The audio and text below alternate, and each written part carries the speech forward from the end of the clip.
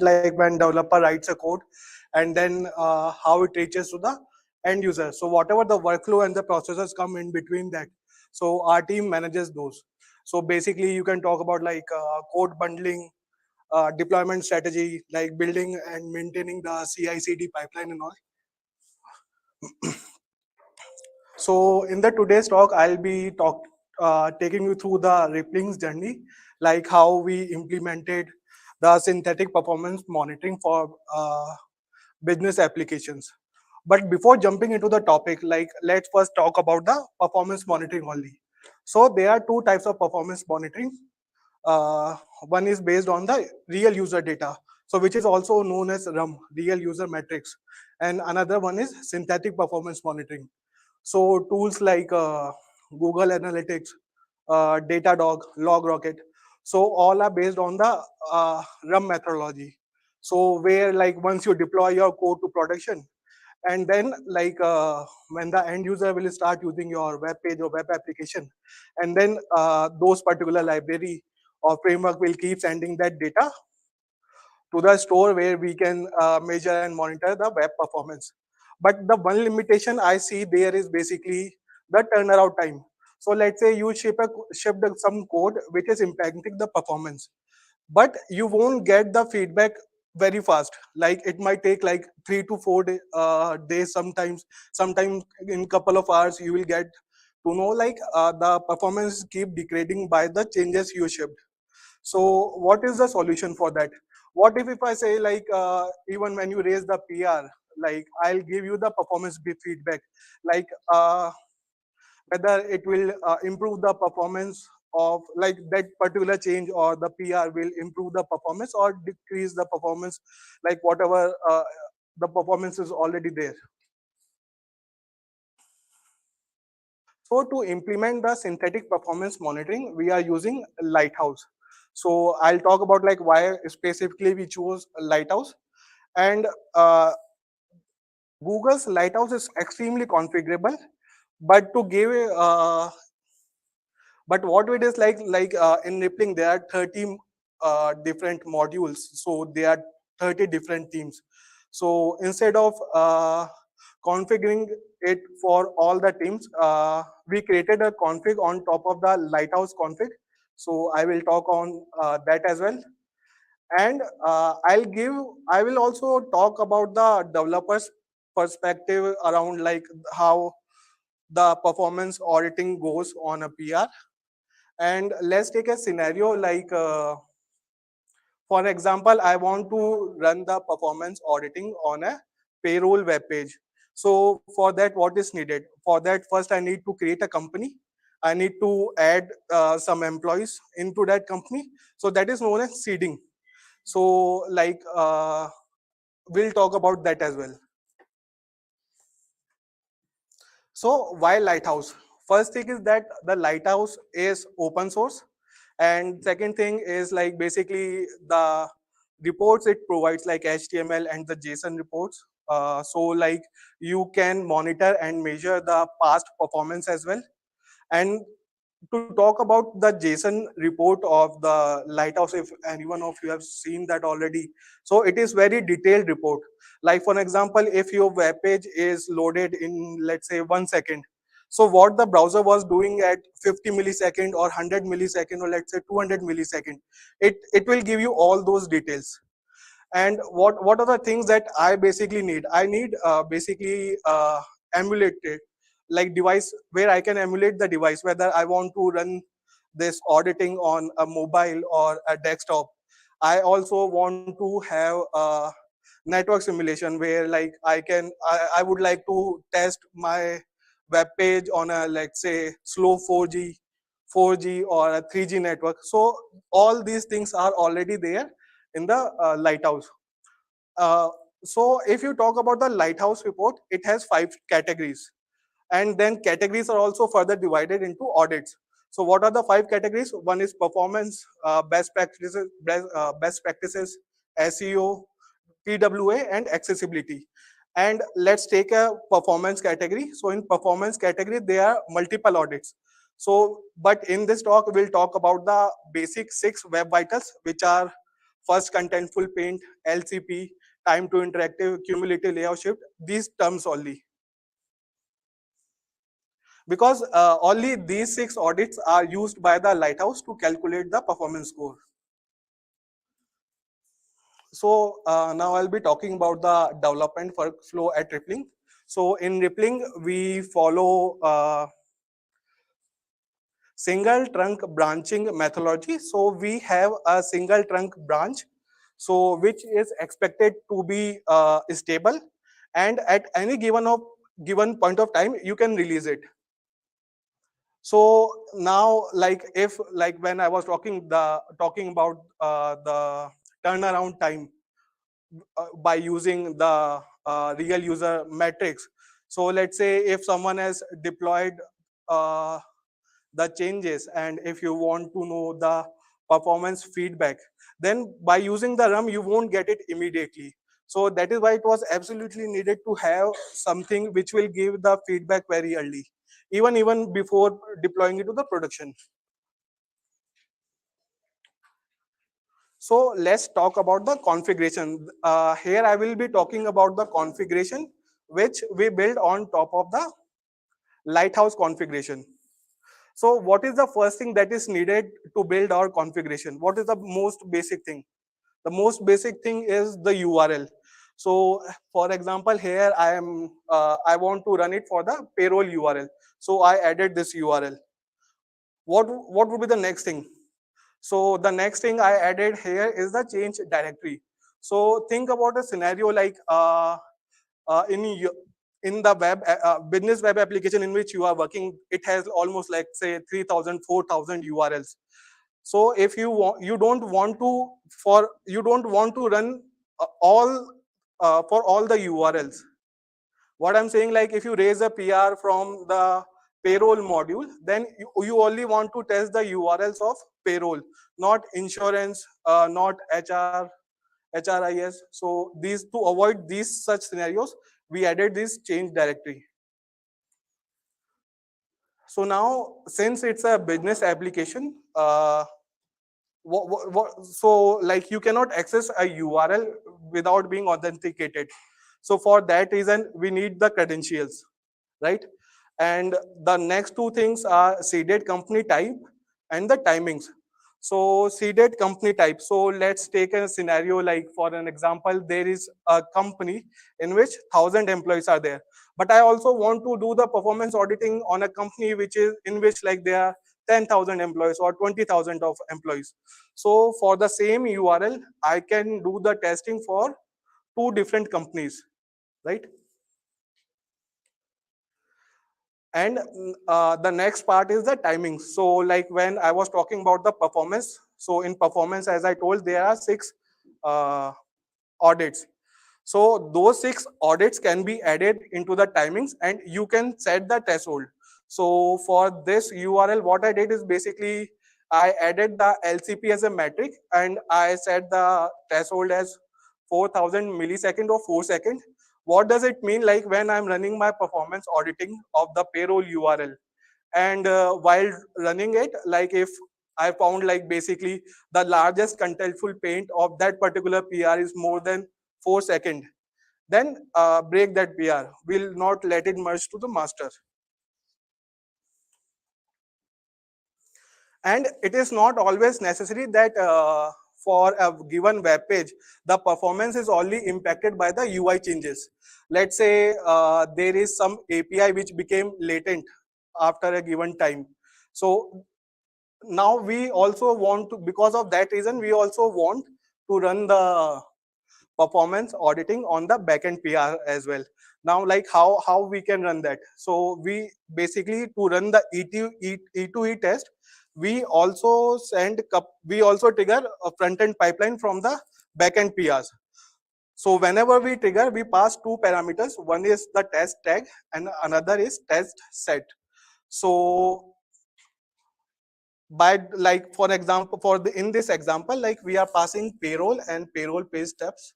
So like we'll go through all the configs. Let's say like in our Rippling, we have around like 100 or 150 URLs. So let's say there's a backend PR which we trigger UI pipeline with payroll, these two parameters only.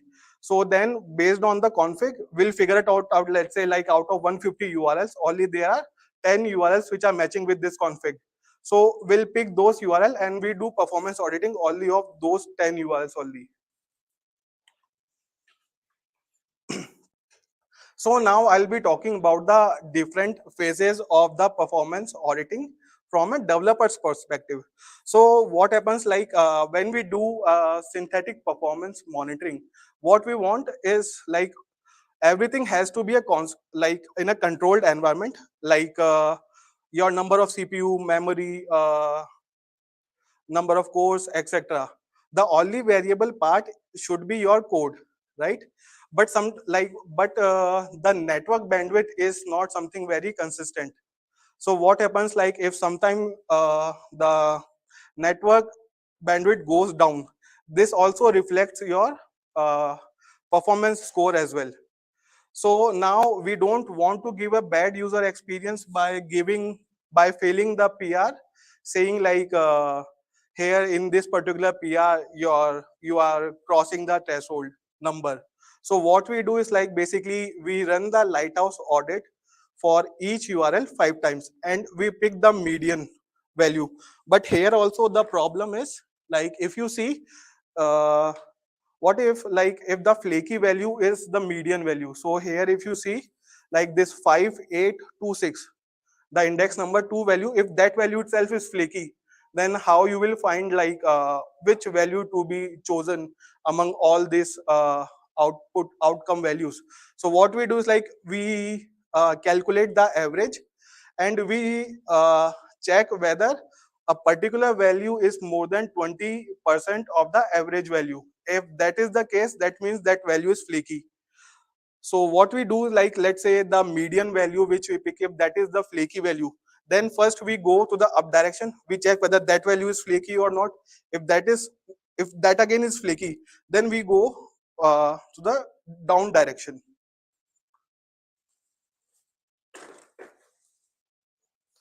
And again, like if I talk about the JSON report generated by the Lighthouse, that has almost like so many thousands of lines.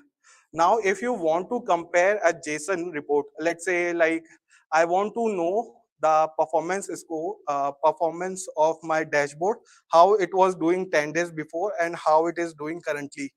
So now if I give you very filtered value to be checked upon, then it is very easy because in that Lighthouse JSON report there are so many things and we don't want to like match all those things.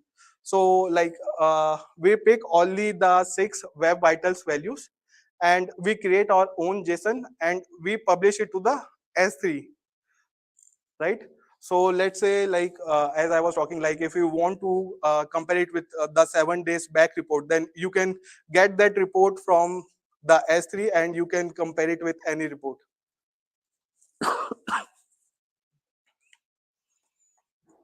So now like let's talk about the execution of a performance auditing. So the one problem which I was talking about earlier, one thing was like, let's say in Rippling, we have 30 modules and 30 different teams. So we want to keep it separate. First thing is that we don't want to maintain the separate config for each module. And so we decided to have a single config. Now in the single config, we don't want to run all the URLs. You got the point? Like for example, let's say there are total 200 URLs and someone raises a PR. We don't want to run the performance auditing on those 200 URLs because I know like in this PR there will be only specific like 5 to 10 URLs only which will be affected. So I want to run the performance auditing only on those 5 to 10 URLs. So how do we do that? So basically, git diff will give you the list of files which are changed in this PR. So for example, I raised a PR in which in the payroll module I changed 2 files. One is file 1 and file 2. And this is a very small list of configs. So here if you see there are only 3 URLs. One is dashboard, another one is insurance, and another one is payroll. So if you match with the change directory, so in the dashboard, it was module slash core, app slash routes, nothing is matches there, so dashboard is removed. Now if you go to the insurance, again nothing is matching with the insurance, we won't pick insurance. If you come to the payroll, okay, so the payroll, the first change directory, which is app slash module slash payroll, so that matches, that file matches with the change directory config. So we'll pick this payroll URL here. Now the problem is, let's say in some of the PRs, if we had to select all all the URLs, let's say for example in Rippling we have more, but let's talk about the 60 URLs, right? So the one limitation with Lighthouse is, like, even if you try to run, if you try to get the Lighthouse report for 2 URLs simultaneously, it will fail because only single instance of Lighthouse can be run at a given time. So now if if you want to run it for 60 URLs, then it will take around like 60 to 70 minutes to complete it, which is again like we don't want it. Now, like, let's think about the different scenarios, like how we can run it parallel. So the another thing which comes in mind is web worker. But again, web worker doesn't change anything because the instance of Lighthouse is going to be one only. So how we solve this problem is using dockerization. So what we did is basically we created an image of a, basically, like, you can create a Docker image of node, and what you can do is, like, basically, now I want, you can have 10 different Docker containers, right? So now let's say you have 60 URLs to be tested, and now you have 10 Docker containers. Now you want to group the number of URLs. So by that logic, like, you will group uh, 6 URLs into one Docker container, right? So the first 6 will go to the first Docker container. In the second batch, you will send from 6 to 12, then 13 to 18, like that, right? So now the execution time of doing the performance auditing of 60 URLs is now under 6 or 7 minutes only, which which used to be like around 60 to 70 minutes.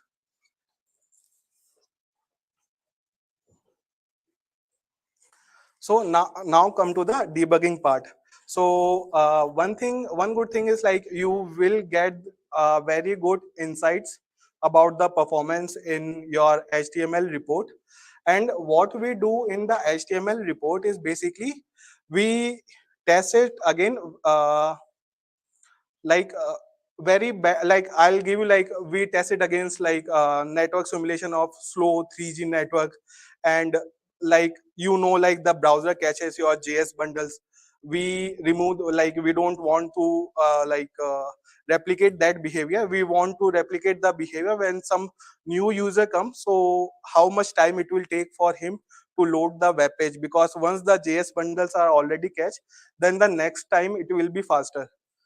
So, and also, like, as you all aware of the uh, bundle analyzer plugin of Webpack, but here you will get the bundle report only for those bundles which are getting downloaded for that particular URL. So let's say, like, in your application there might be more than 100 JS bundles, but for a URL there are only 5 or 10 JS bundles which are getting downloaded.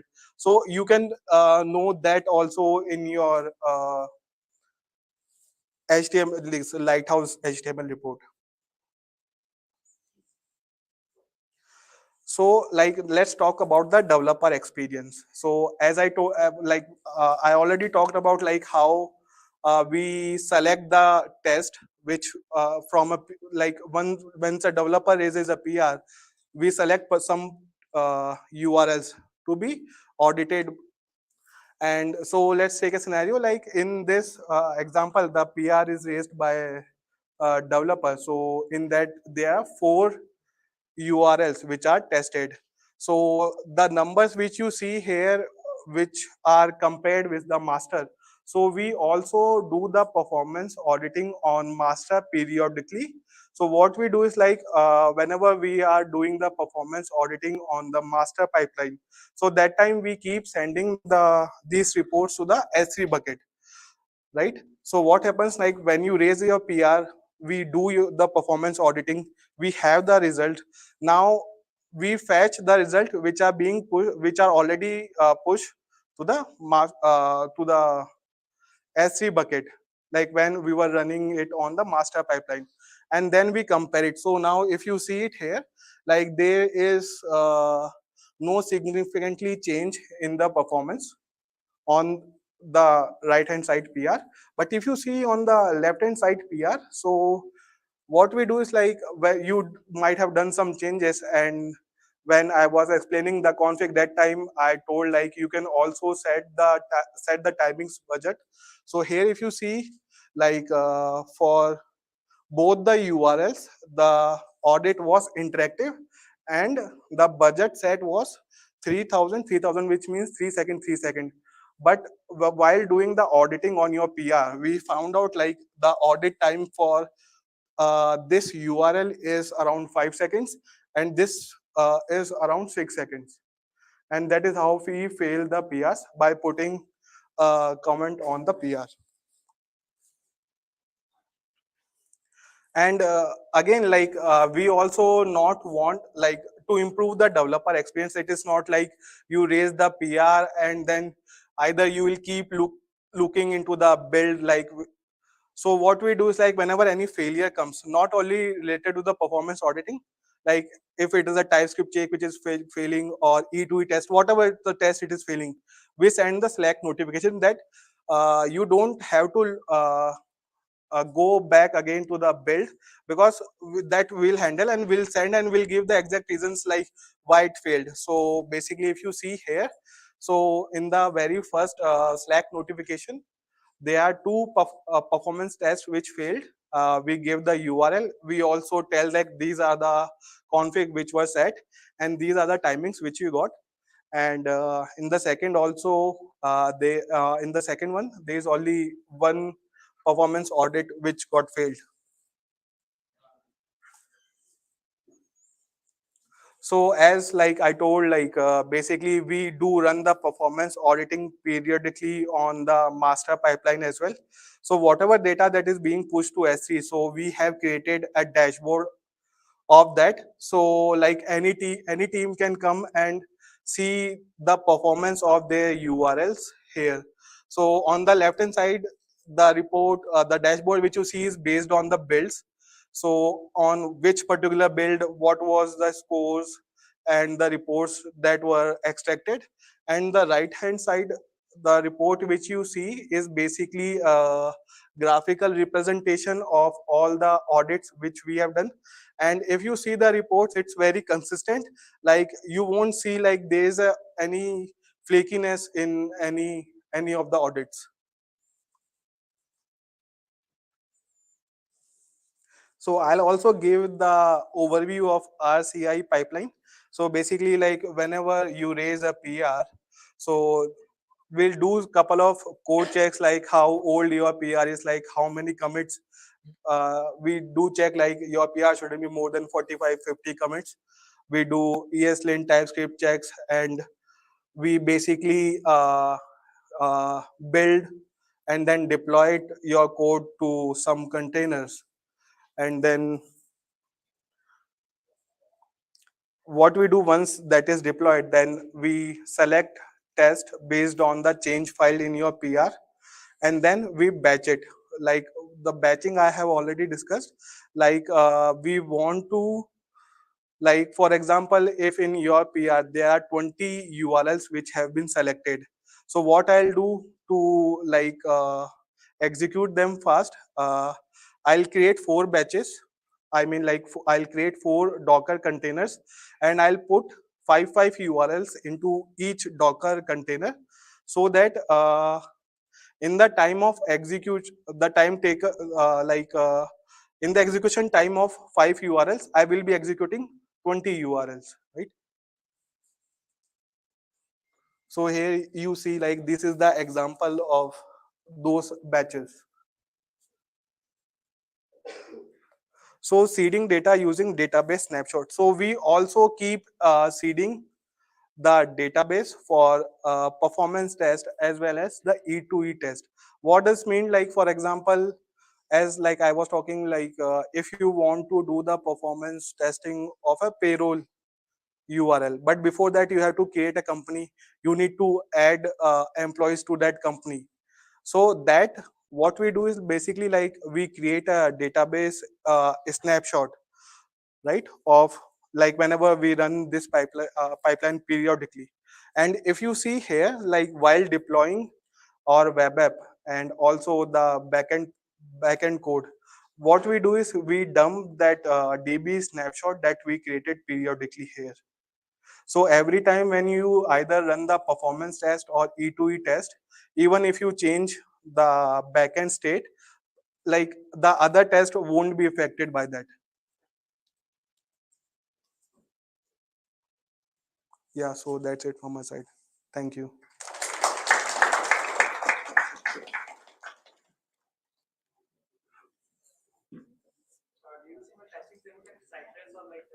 Playwright. Playwright.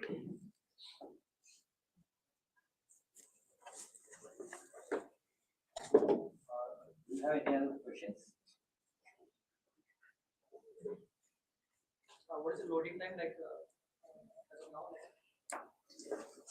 So like I'll give you a couple of success stories like in which like we had the threshold set for some couple of URLs. Like one use case was the payroll, and what happened like we have some strategies around creating the JS bundles. Like if you guys know about cache groups in Webpack while doing the bundling. So like we don't let Webpack to bundle those JS files. We give like what we do is basically like we want to bundle is specific modules into one bundle. Not lazy loading, like basically let's say there is a common module and I don't want give freedom. I don't want to give freedom to the Webpack. What I want to create a single bundle of that common module.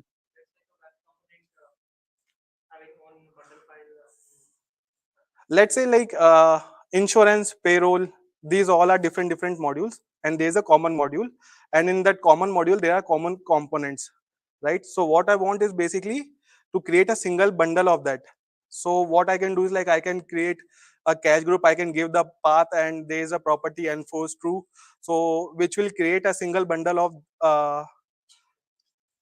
that JS file. So if you do some bad import in that, so what it will do is basically it will increase the size of that particular JS bundle. So like what, so running while using the performance auditing, we found out like basically you are doing a wrong import into that file, and that is increasing the size of the common bundle. And even before the deployment we found out like it is happening because of that, and we fixed it. What if there is a change in common module or common components? How do you make the difference? So basically like when I was talking about so there are some basic tests as well. Sorry, can you repeat the question? Yeah. So what if you're using, like you said, right, that whenever you change the files, you find out the test and then you run the test accordingly, which URLs work. Suppose you are using some common modules that are being used in like insurance, payroll, HR, all of these three. So there in your config, have you like mapped that common modules to auto URLs? Yeah, so the config which I was talking about, the change directory config is an array, so in which you can put more than one directory.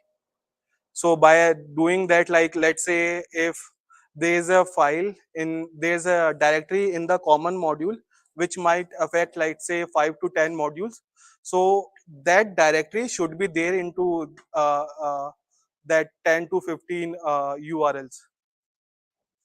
So let's say 5 URLs of payroll which can be affected by that common module, and let's say 5 URLs of insurance also that can be affected from the common component. So like all those 5 URLs of the payroll as well as the 5 URLs of insurance should have the common module in the change directory of the config of those URLs. Then there's a lot of overhead to maintain the config every time adding You are adding the like you are not adding the files, you are adding the directories.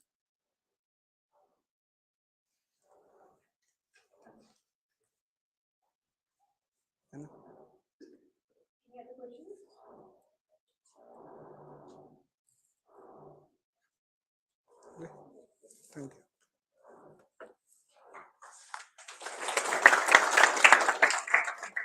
Okay. किसका है? भाई बैठ जा, मैं पीछे बैठ जाऊंगा.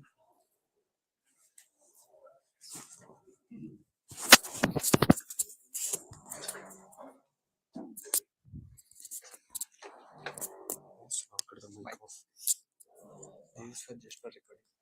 Okay, can you write? No, you can just press here. Okay.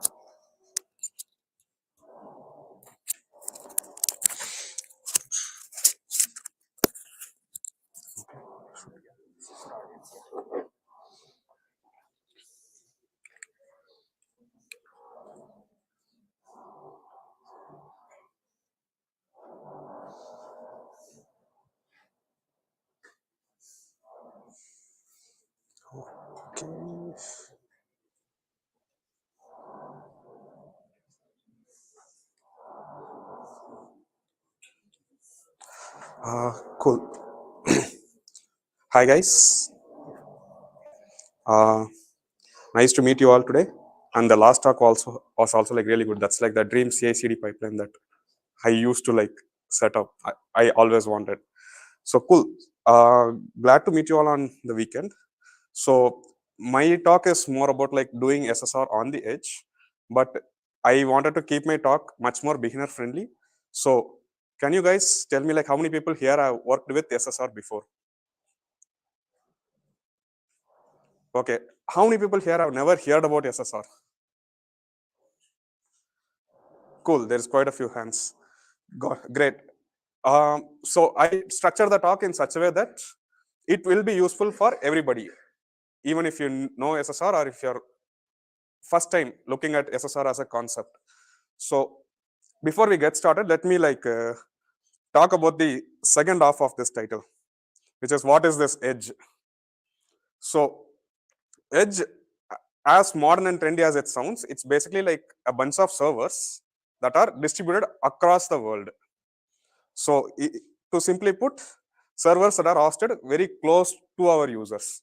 So we are already like familiar with such servers. Basically, all the CDNs that we use for putting any of our static assets, rendering our websites, they are all basically the edge locations.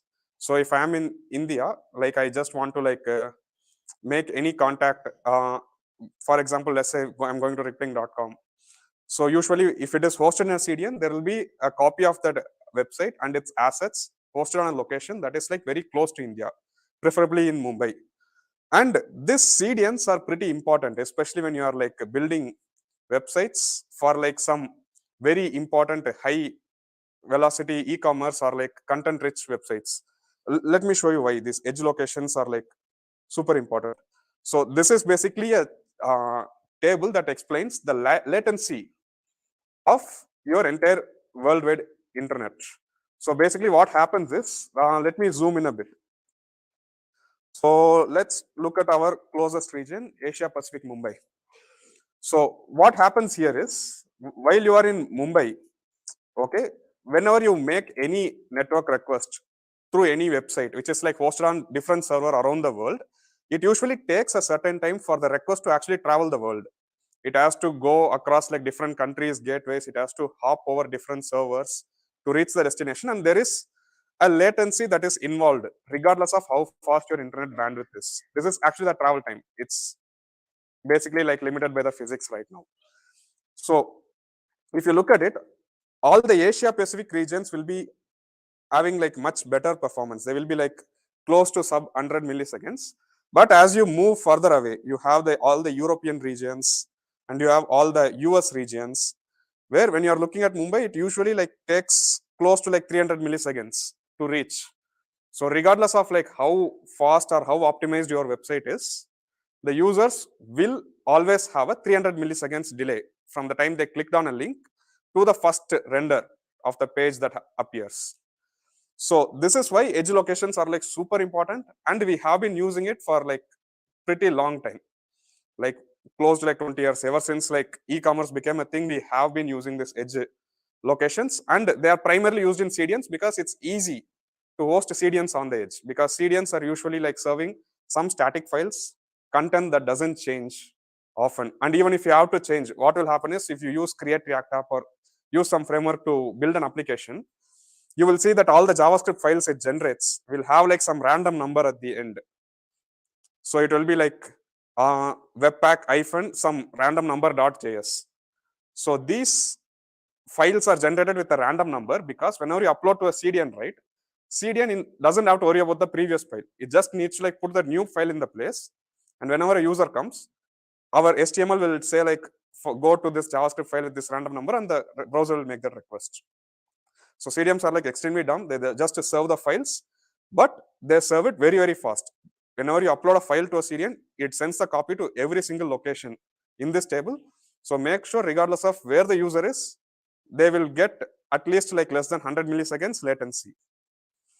Okay, now let's see how this connects to our talk. Now let's look at what is SSR. So I'm pretty sure like many of everyone here has built a website, correct? React, Vue, plain HTML, regardless, everyone would have had their experience building a website. And whenever you are building a website, okay, especially in React, it's pretty common these days to build a single page application, SPS. Can someone tell me what's an SPA? What would you call a single page application? Any volunteers? Yeah. Let's say you have 5 pages, but you have the code of you have one page rendered on it, but you have the code of all the 5 pages on your client already ready. So it's sort of the SPA. Yeah. Thanks a lot. So pretty much the way SPAs work, right? At any given time, it only loads a single page. Okay, the user will come to your browser, it will load a single page, and the page will be displayed. And whenever I am clicking on any other links, it doesn't actually load anything else. It already has all the remaining pages in memory. To show this, I actually built like apps. I built a same app in like different rendering patterns to show you guys how it works. So this is a simple React app that I built using White. Okay, and this is basically how you build a SPA React app. So you have like an app component. Let me like zoom in also over there. Yeah, you will have an app component, and you have like a path mentioned here that says in the root render this component. When the user is going to a path with some dynamic route, render another component. And basically like the components just make like one API call, and they render a corresponding JSX, which is styled using Tailwind. So what I also did is I built one small API. So this API is built with Node.js. It's right now hosted in like Washington, DC, US. I just made sure I put it in a region that is like very far away. Now this API basically gives some lorem ipsum text whenever I go to that API. So let me go to API / lorem. Okay, it generates an array of lorem ipsum text. It basically like gives this text. What I'm going to do is I'm going to use my single page app to make an API call and load this text on the screen. So let me just go over to that app. So it's like fully rendered on the client side. Let me do a cold refresh. So right now that API is built using serverless. I'll explain that concept as well. So now I'm doing a full hard refresh. You will see first it renders the JavaScript and the client side page, and it rendered the content because I wrote the code in useEffect.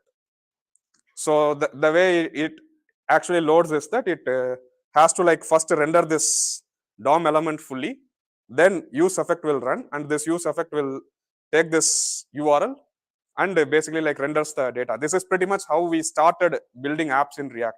Anybody who started building apps in React, this could have been the go-to approach. And this is like fetch, this is render and then fetch pattern on CSA itself. So basically what happens is first rendering will happen, then the fetch calls will fire. This is actually a pretty big problem in many SPAs because React team has been like trying to push suspense forward, which says render as you fetch, so that API calls will happen much faster instead of having to like wait till the entire DOM has been rendered. Cool. Now let's take a look at the dev tool as well to see what's going on behind the scenes as I am like making this request. And I also made sure this is like a pure single page app. I had like zero server side logic on this. I'll also show you guys the effect of that. So now let's look at the network tab. Let me zoom in the text. Okay. Here you have the JS tab active, which means it can show all the JavaScript assets it has to load while the page is like rendering. So let me do a quick refresh. Let me do a hard refresh. Cool. I think I turned off code splitting or something because it usually loads much more JavaScript files. But cool. I think it doesn't have code splitting because I actually moved everything into a single file. So it pretty much rendered the entire JavaScript bundle as a single file. So basically it has to like load this 45 KB of JavaScript every request. And if this JavaScript doesn't load, the page itself will not render, because the way we build React apps is that we have this index.html file, and in this index.html file we declare like one div as an interactive div called root, and we tell React to like mount to that root. So what will happen in main.js is I'll say once you find the root element, append your React DOM over that. So this worked because it came with a lot of advantages for the developers. So let me get back to the slides. So this is client-side rendering, and it is like really great because at the end of the day, what you have is you have only full static files. Correct. So you just need to like push them into a CDN and your hosting problem is done. And once the page has been like fully loaded, okay, if I have to like navigate anywhere within that page, if I have to navigate anywhere, for example, I have put some navigation over here. If I click on read more, it will load in immediately. The page transition will happen immediately. I did put a pretty slow API call over there for the content, but the page transition are smooth. Users will see that it is not reloading the entire page. Whatever is static immediately like switches over. So this is great. And of course, this is why React actually became really popular, because it also gave developers a great experience, because as you are like writing and building it, it does a hot reload, you get to see the changes immediately. There is like little hiccups with SEO, but however, the modern crawlers have been updated to actually wait for certain client-side rendered code also to run. So these days, even if you have like a pure client-side rendered app, some Google's SEO crawlers are all going good, but it has a lot of hiccups around SEO. Then finally, it is hostable on the edge, which means regardless of where your customer is, the first render latency is good. However, it's also not say great, because the initial page load will always lead to a layout shift. So that is basically like what we have been like facing here. Every time I am like doing a refresh, it renders one part of the layout first, and it renders the second half of the layout once the API call has been completed. This layout shift leads to like pretty bad user experience for like any user. You can try solving it on the client side by doing like SWR or render as you fetch. There are like multiple solutions and applications available to solve this problem, but I'm just gonna go with a much more simpler approach than like going into all of those details. But yeah, the layout shift is like prominent. Whenever I switch a page, whatever content that needs like data to be loaded, they often like take certain time. They need like a small step. So user will always see, okay, the page is like always moving around a lot. It's pretty bad. Whenever you're like building an application, you should reduce the layout shift as much as possible. Then there is like a very bad cold start time involved, which means since the page has to wait for all the JavaScript bundles to load, when the user is coming to the page for the very first time, there is always a cold start, which means my page, I did a small benchmark. It took like a few 100 milliseconds because it's just a single page application. But as your application grows and you have like a SPA, the amount of JS payload pretty much determines how fast your site becomes interactive. Now there are like different solutions for this. Client side is not the only cause of this problem, but this is more prominent on the client side rendered apps. So some solutions will be like in the last talk, the previous person was also saying you have to like load, you have to split your code. This concept is called code splitting. You have to make sure you split your JavaScript files and load the minimum amount of JavaScript needed for the page to become interactive. The goal is to like make sure your the cold start of your website is like very less. When the user is coming for the first time, they should get the website as interactive as possible, as fast as possible. Okay, and eventually as your SPA grows, you keep adding more and more React components. This is a problem that I face with like every team that I have worked with. There will be like hundreds of components running in a single page. It tends to like overload the browser. So Preact team did like a excellent research when they were building signals. So I can also show you that blog post. So this is what they found. So that is that half basically like shows how the page renders with virtual DOM and how Preact team went on to optimize the whole JS thread problems. So virtual DOM is fast, but it actually can be much faster. We have much faster solutions right now, like Solid JS, which basically like does direct value manipulation. So Preact basically like took that approach and started optimizing the VDOM, and they released a excellent library called Signals, which is like states but on steroids. You put a signal in, it doesn't cause any re-render in your component. Think about it. Your component actually won't re-render, but the UI will change as you are like updating signals. This could be a topic for another day, but yeah, as your single page application is like growing a lot, you often tend to like run into a problem just by having like too much JavaScript. The browser thread starts to get really busy. Now, there are many ways to solve these problems. I'm not telling you the only way. I'm just giving you guys a approach that really worked well. Now, introducing server-side rendering. Okay. Now, the whole idea behind server-side rendering is that why are we overloading the user's browsers all the time to do everything? Correct. Browsers are getting faster. That is cool. But at any given point of time, users tend to have like hundreds of tabs open. And imagine like hundreds of tabs running like heavyweight single page applications in all 100 tabs.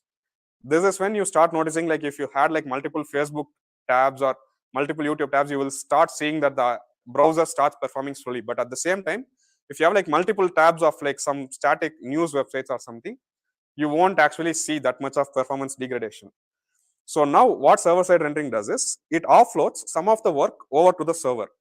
And there are like different ways to get that work offloaded to the server. Cool. So first one I'm going to explain is a much simpler thing. It's called static site generation. So let's look at my current application, which is like built on the client side fully right now. It's an application that has like some 50 blog posts, 57 blog posts. Cool. And all these 57 blog posts are being loaded from an API. Okay. And every time I move over a page, it still makes another call to the API to get the 20th blog post. So technically, if I step back and think about it, I already know this page is actually going to have 58 blog posts. Okay. So this is where static site generation, what it explains is, instead of having to like build a complex client-side application to display these 58 blog posts, what you can do is you can generate 58 different HTML files, put it in an S3 bucket, and you are technically done. Correct? You generate all these files on the server, you host it there, and it will be like plain HTML, and your users will have very good performance. So I actually went with a framework that does SSD really well. So this is my SSD app code. So I built this page using this framework called Astro. So Astro is like one of the new frameworks. It's like really good. I highly recommend you guys to try it out. It can do all forms of server rendering. Now I'm using it for doing SSD. So what this framework does is, this is like my index page. If you look at the file name, it's index.astro. This is the root page. Basically, I have like two sections in this file. The extension itself is called .astro. It's just JavaScript and HTML together on the same file. But unlike React, this is like on a completely different scale. So what happens is, if you see the code that is written in between these two lines, this code will run on the server. And anything that is like written after the two lines, it will be like converted into a string and will be delivered to the browser. So now what happens is, I am making the API call on the top line on the request, and another interesting thing, I'm using await without a async function. This is called top level await. Astro has managed to like make it a reality. So kudos to the Astro team. So I get a top level await and I got the data, and I basically like have like some React kind of syntax here that basically like iterates over the data and generates the content. And I also have another special page called ID inside brackets. So this page's role is basically like generate all the dynamic pages from the blog data. So I get the blog data here and I basically map over that, and I give each page a param, which is basically the index of the blog post. Then what I do is I'll take that index and tell Astro, for whatever index you find, generate the blog post with the corresponding index. So now what happens once I do that? Let me show you directly in the GitHub repo itself.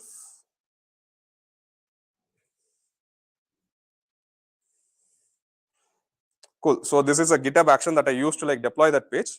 During the build step, what Astro will do is it will run a build and it will generate the artifacts.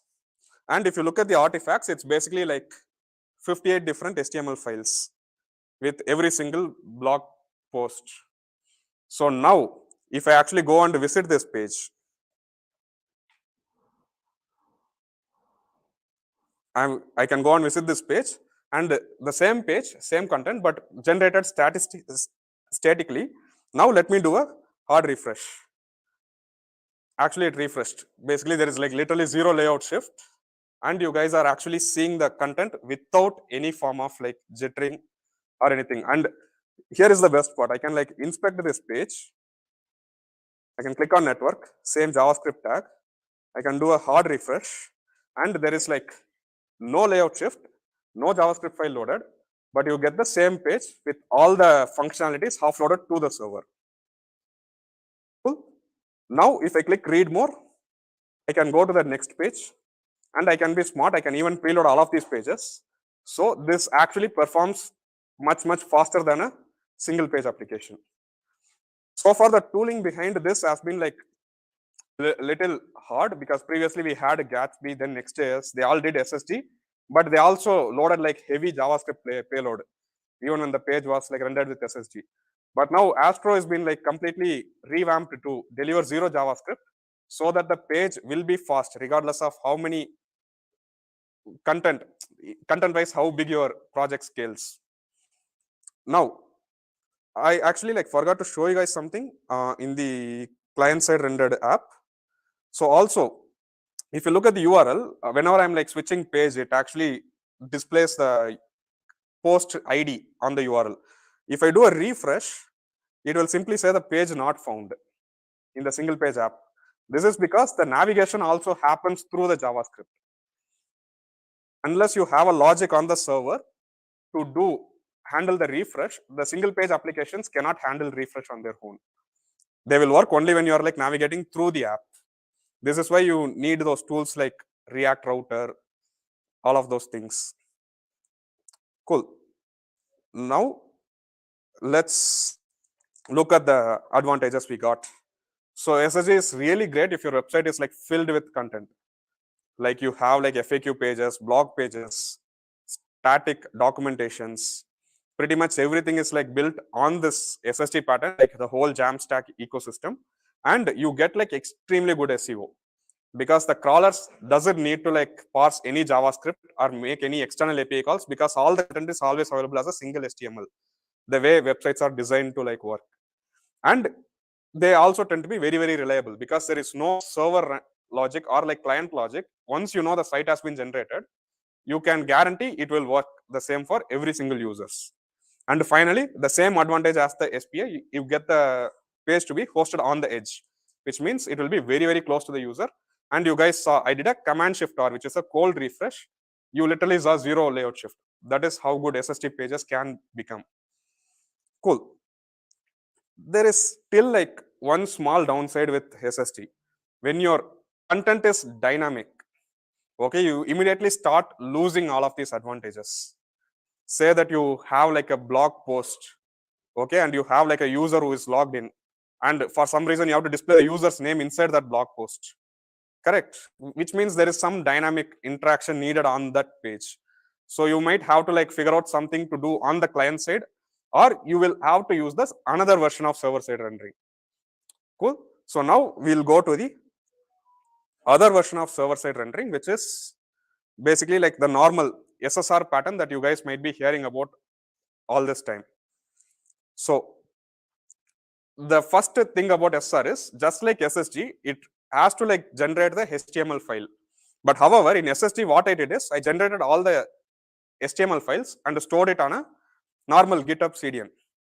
But here I cannot do it on the CDN. Instead, what happens is whenever I make a request, a Node.js server will run and it will generate the HTML on the fly.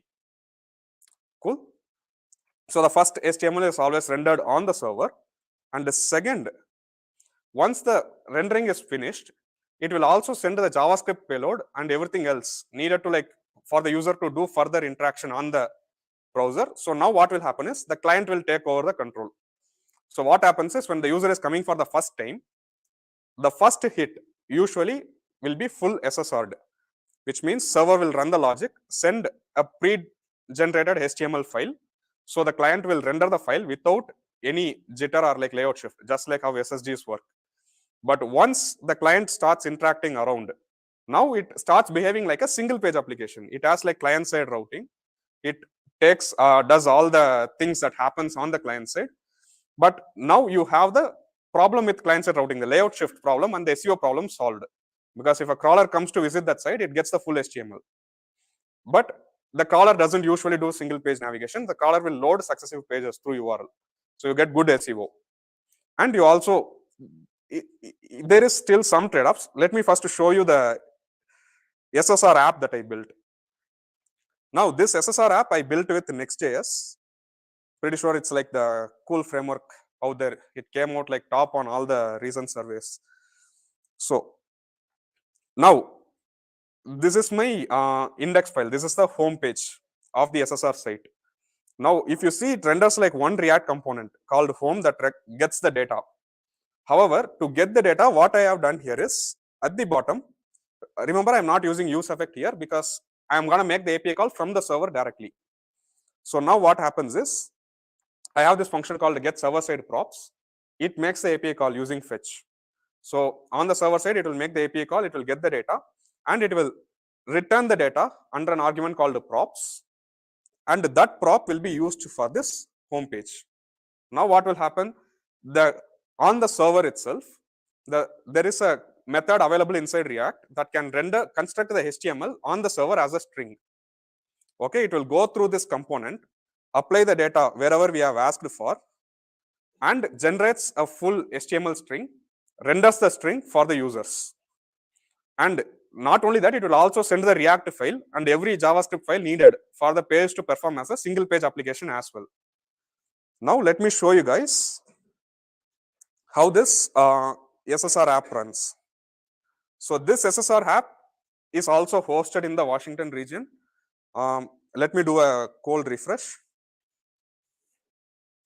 And it's still reloading. Yeah, so the reload is done.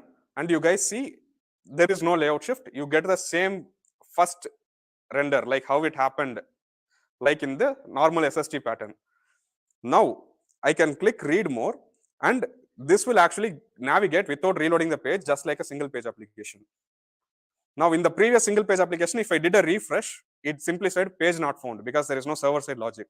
But here, if I do a refresh, if I do a command shift R, it will reload, and it actually reloaded and displayed the page.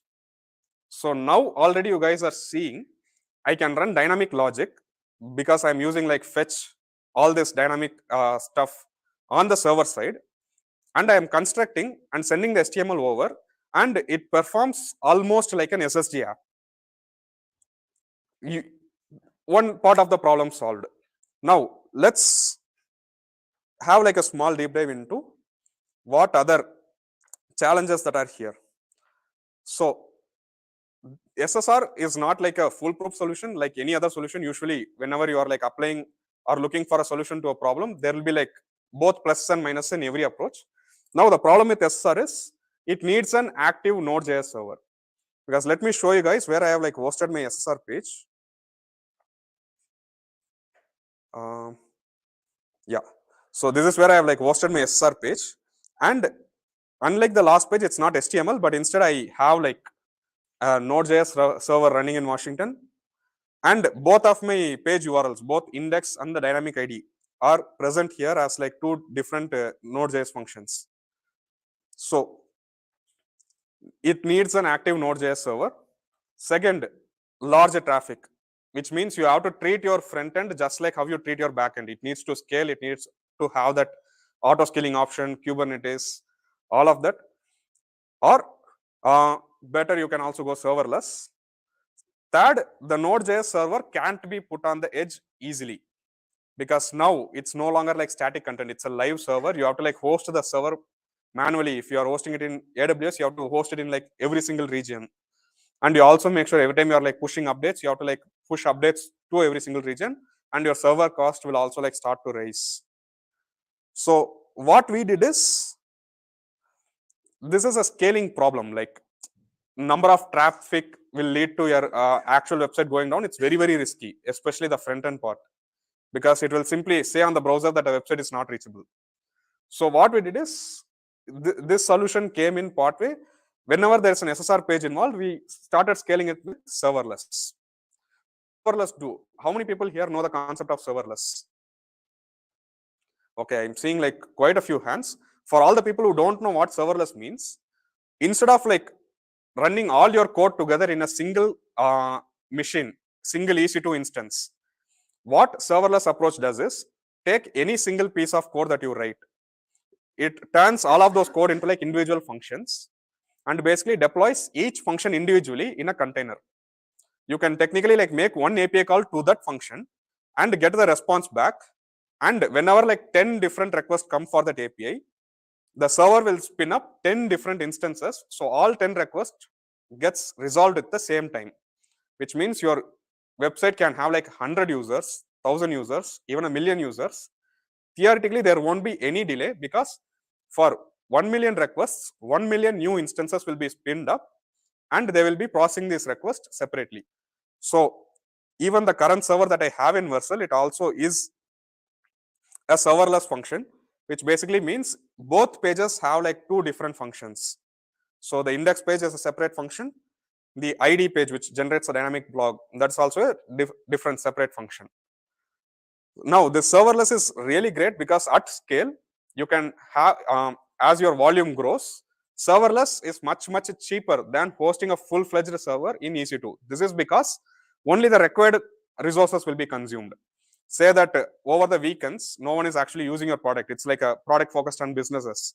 You will literally not be billed for the weekends, because no one is invoking those serverless functions. But at the same time, say that there is gonna be a pretty high spike in traffic coming in. For example, there's a sale running and people have to like come to your website. You will see your actual cost go up, because number of function invocations will be like higher. So this again becomes a whole different topic on its own, how to like build and scale serverless. I'll just leave it to you guys. Just let me know if you want me to like do any of these topics in the future meetups. I'll be like more than happy to do. Now let's look at the next problem. So serverless node has this problem called a cold start. So when I was telling you about the cold start in the client side application, a cold start basically means a user is coming to the website for the very first time. Okay, I'm coming to the website for the first time. I have to freshly download all the JavaScript files needed for my application to run. Okay, that takes quite a significant amount of time. Now this cold start problem has been moved from the client to the server, because what happens is these serverless platforms, to save you cost, whenever the functions are not in use, they will just turn off those functions. The functions will go down. Now what happens is, if another user is coming, I'm coming to that website for the first time, it has to invoke and put that serverless function into a container and start it. Usually there is like a lot of work going on optimizing that start, but still it takes some 100 milliseconds usually for the server to wake up. This cold start problem is not significant at scale because always some user will be visiting your website and these functions will stay alive for at least 2 hours, even if they are not processing. But if there is like any application that has like significantly less traffic, some users often tend to see this cold start problem happen now and then. Secondly, there is no edge location, which means whenever you are doing an SSR page, again, depends on the region, the performance will start to vary.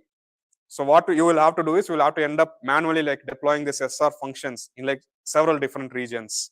And Node.js is like has a disadvantage with the edge because Node.js is designed on the system level. It uses system level APIs. It uses file system. It uses like network, TLS, all of those modules, which as web developers we don't use, but Node.js internally needs to load all of those modules. That is why you got all this cold start. And since it's a system level language, it also serverless platforms have to provision an entire operating system. That is also taking into all the time and the scaling effort. So edge locations in SSR with the Node becomes like really hard. Now you guys know where I am actually going, because we got SSG static, which serves data from the edge location really fast, SSR, which does the same performance on the dynamic, but has a problem because the solutions are not running on the edge. Whenever the dynamic content comes into play, we are not able to host it as close as to our users like the static files. Now we finally get to the talk. This is basically I've been like setting the background before coming to the actual topic, which is the edge compute. Okay, so now what happens is, along with the static content, you now get your dynamic content also moving to the edge locations. Okay, so first thing is, how is this possible? How did you suddenly like get an entire Node.js platform to run on very minimal server requirements? Because Node.js is heavy, it has a lot of problems with starting up and down. So now what happened is, there are people who built Node-like environments, but it's not Node.js. So it will look like Node.js. You can write Node.js related code. It will behave the same way. But the moment you use any native modules like FS or TLS, it will just throw an error saying module not found. So basically, they just took all of these heavy modules out. Okay, and they made a very lightweight runtime. Okay, technically, we already have one runtime that is in our browser called V8. So they just took that runtime out and hosted it on a server and made it actually become a platform. So now you can run your code on a very lightweight environment and it will run really fast. So right now, our modern runtimes, let me give you some platforms that are actively doing this. So you guys know Dino. So people thought like Dino is a very cool runtime and all, but the really big advantage Dino came with is, it didn't need any of those heavyweight modules. So now they have their own hosting platform called Dino Deploy. How many people heard about Dino Deploy as a platform? Cool. I see like very less number of hands, but how many people would have heard about Dino? I'm pretty sure every Node developer would have heard. But the main idea behind the team is to bring a platform that is like very lightweight to run. Now both Dino Deploy and Netlify functions use this. Basically, whenever you push any JavaScript logic, the code will be sent to all the servers around the world. So there is like some 35 to 40 locations. It will be sent all the 40 locations. And for paid enterprise plans and all, they have like 200, 300 locations. So the code goes all the way. Now users get to like execute logic much fast. Then there is this new framework called Bun, which recently did a fundraising round, and they are building their own platform called Oven. Kudos to the team. They are coming up with some crazy names. Third one, which is my favorite, which is Workerd. You might not heard about this runtime a lot because they were the pioneers who introduced, they figured out, okay, you can take some modules out and actually make JavaScript run faster. Tree shaking. So they did tree shaking on the server side and they built Cloudflare workers, and Vercel piggybacked on the Cloudflare workers, and they also got Vercel edge functions. So now you have a very interesting platform that basically like runs code very close to the user. Now what happens is suddenly you don't have to write all the logic on your client side and overload the browsers. You can write your logic on these platforms. They will run it close to the users. Only the result will be sent to the user. Now think about how much optimizations your page at the end of the day will get. So only one thing you have to know is that edge environments lack any native APIs like FS, TLS. One funny disadvantage is your edge environment can't connect to many of the currently available databases, which means if you have a Postgres database, your edge environment actually can't connect to a Postgres database. But let me come back to you why it might actually be a bad idea. First, let me show you the app I built. Unfortunately, in my free plan, I can't show you the performance of the edge. I need to upgrade to a paid plan. So I'll just show you the code and also how it works in general. So for this edge, I basically used Next.js 13, which actually like stabilized many of their APIs. Sorry, this is the SSR. Edge SSR. Cool. Now there is the app directory, and we have like one React component called page. And here I'll be proud to introduce you guys a new syntax again, this time from Next.js team. So if you look closely, I get to write await fetch without the use effect. That's like so damn cool. I've been waiting for this ever since React hooks released. So let me tell you how this whole new syntax works. So what the Next.js team thought in their version 13 with their app directory is that anyway, people are like more. If you take any interactive page, okay, most of the content are actually static. Think about it. All the sidebars, your headers, the page backgrounds, most of them are always static. Why are we like unnecessarily running those logic on the client side? So by default, what Next.js does is from 13 with the app directory, all the logic will always be run on the server side, which means all your component will only run once. Got me? Use effect is needed only when your component needs to like continuously run. This component won't run multiple times unless I specifically say, hey, Next.js, let this component run on the client side using the use client directive. So now this component runs only one time, that too on the server side. I am free to use await all of this asynchronous code without any worries directly inside my page component directly. I could have done it on the previous code also. I just wanted to like try this syntax out. So I just built it for fun. So now you get to have the same page and the page that loads individual IDs. And here is one interesting thing. While I am like making this fetch request on the server side, and I know my server is actually hosted very close to the user. Like if the user is making the request from Mumbai, I actually running this logic from Mumbai. I can actually cache this request on Mumbai also. Think about it. I make an API call. The API call has to go to the Washington server that I have to bring the data in. Technically, I can cache this data in the closest region. It will also add to my performance. So now what happens is at the end, I would have set a revalidation time saying for the next 10 seconds, any request comes, just display whatever data you got. After 10 seconds, make one API call to that server, fetch the data, and again, keep the data valid for 10 more seconds. Technically, you can do it for like days, weeks, depending on the type of content you got, even years. And you get to have that edge performance over time. Like as first 2-3 users start using the page with the dynamic content, for the next users, it will start actually behaving like a SSD app because all the data is being already brought in and cached.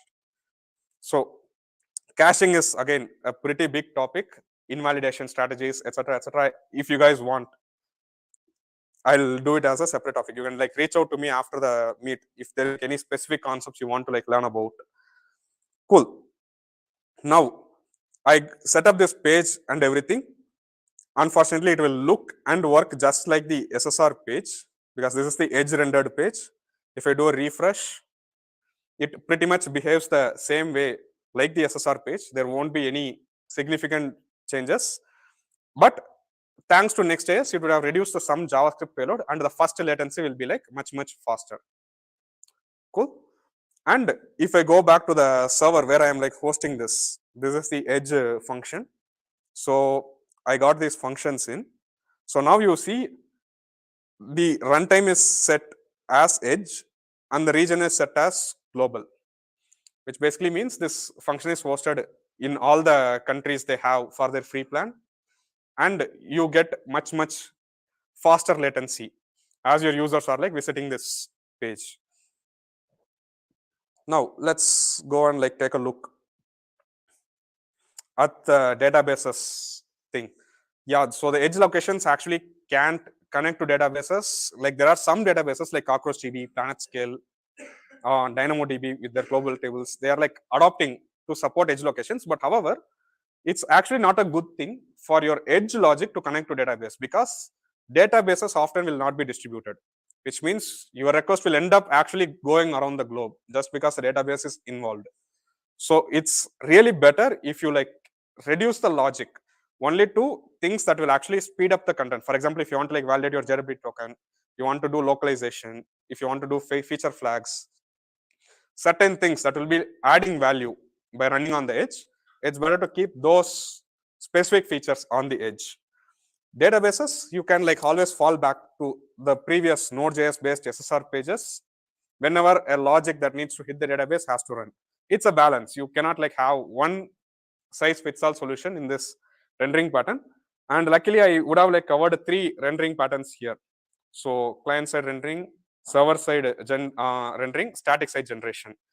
Just 7 more to cover talks for like other meetup. Okay, if you guys visited the State of JS survey, you would have like noticed there's like 10 different rendering patterns championed by different frameworks. Each has their own pluses and minuses. It's just how we actually learn which rendering pattern is like good for our specific application. So there's like already a lot of studies going on right now. But if you ask me, just generate HTML files. Why overcomplicate stuff? So that concludes my talk. So do you guys have any questions so far?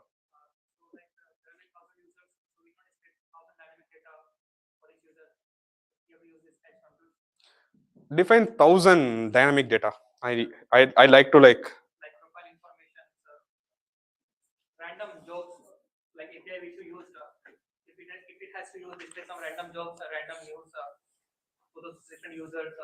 Technically, if it is a random joke, you can like have some kind of global cache which has all of these jokes, and have the serverless function like generate a unique ID every time the user comes and pick a joke. It's just right now databases, however, has some problem, but the cache platforms are already like supporting unlimited connections. At scale, they can't have as many connections as possible if you're using a cache or like any CDN platforms to get the data. And right now, even PlanetScale, their databases are like supporting unlimited connections in the normal MySQL pattern itself. So there is like a lot of catching up going on in the database world. Other questions, guys? Yep. Is it possible to have like same app rendered, like some pages SSR rendered and some pages SSRH rendered? Technically, I built the 3 patterns using 3 different frameworks, but each of these frameworks support all of these patterns themselves. It's possible. You can have the same application, which is like fully a certain domain being like pure client side application. A certain path of the route can be like SSG, certain path can be like fully SSR'd. All the frameworks support Astro, Next, even White, all of these tools will support. Yep.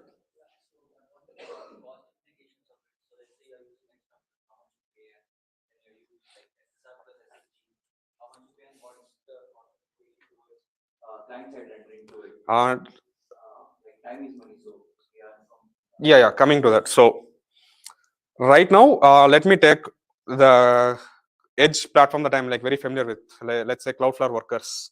Currently, they charge like 10 million edge requests.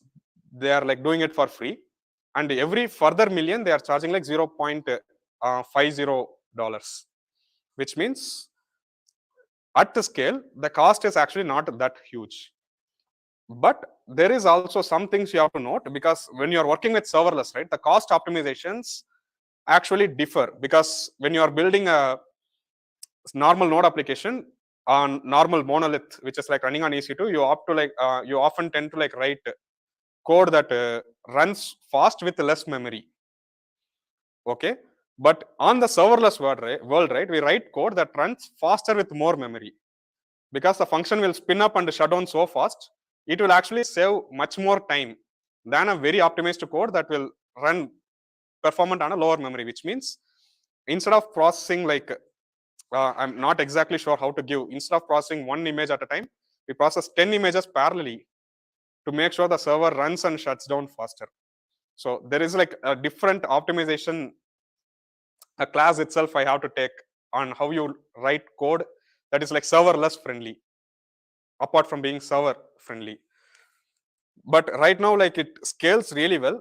You don't have to worry about optimizations, because most of these lightweight edge platforms, they themselves can't run over like certain period of time. They just turn off themselves. So it already encourages you to like avoid runaway costs by having like one infinite loop just suddenly like costing you a bomb. So that kind of problems won't happen. Cool. Or anything else? What kind of like processing can be done, like use like regeneration or some PDF generation kind of heavy tasking? I wouldn't recommend heavy tasking on the serverless side, because it's the goal is to like provide low latency first touch for the user. You can always like provide some great user experience and do traditional processing for like heavyweight task. You yeah no, you only good. Like, for example, we have an edge function, okay, and like 100 different 100 different instances have been spawned, okay.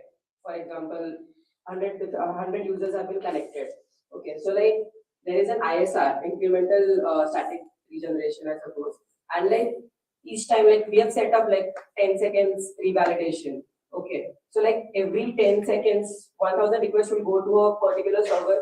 Isn't that like not cost efficient, and like it is defeating the purpose of using an edge function? Okay, so if I have set up a 10-second time, there's a race condition involved here. Let's say like 10,000 requests are happening every second. Okay, for there will be like 10-second, there will be a 10-second period where all the 10,000 requests will be like using that cache without going to that server. Now the next 10,000 requests, right, the first request will hit the server, will populate the cache, and while the cache is populating, all the requests that happen in the same time will hit our other server. But once the cache has been populated and refreshed, successive requests will start picking up the data from the cache. So it purely depends on the race condition that we are going to incur. But think about it, without edge, right, you are anyway going to send all the 1,000 requests directly to that server. So if you look at it that way, it's just saving you so much more cost than actually like increasing the cost. Yeah.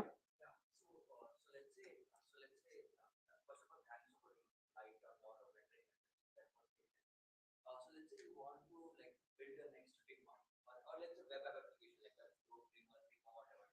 What is the exact rendering method you would use and why? SPA for Figma. Exactly. So most of the time you would go with SPA, and the only reason you would choose. I wouldn't say most of the time. Yeah. How many people do you think use an application like Figma? Of course, if I ask inside the room, it will be all engineers. But you think only engineers use the internet? So the thing is, the place that is actually making money right now, it's all e-commerce or news, where single page applications just don't do well, because like for them, time is actually money. So we have to make sure the first touch is like as fast as possible. That is precisely why all of these rendering methods are like coming up. Somebody raise their hands there. Okay. How much time do we got? Okay. Uh, yeah. That's Yeah. impressive. You have used in framework. It's very impressive. If you can do it, very good. So I'm asking that CDN, like let's say CDN for a JS file, CDN for a CSS file. CDNs, can we use like we create some server side that we can make our code as a CDN. Server side code, whatever we write, server side rendering, whatever we can make it as a CDN. you get the data. Is that a possible CDN? It was not possible. That is why the edge compute came into picture. Why? So CDNs They cannot run logic. That is the problem with CDNs. For example, let's say your page has to display only after validating if the user is authenticated or not. Okay, at that time, the CDNs obviously cannot validate. They have to do JSON decode and make sure your JWT token is like properly having the required scopes, expiry time, etc., etc. So now what happens is this edge platform will like validate and decode the token, and they will automatically like fetch the data from the CDN for you. And now, since the CDN edge compute is already in Mumbai region, you will get that first hit latency really fast. And with the smart caching, the edge compute will cache it within itself. So if you are the same user with the same JWT token, it will start delivering the content much, much faster to you without even having to request the CDN as well. So, okay, guys. If you have more questions, you can directly ask him during the break. We'll take a break now. Just before going to the break, I have a small announcement. Thank you. Shall I disconnect?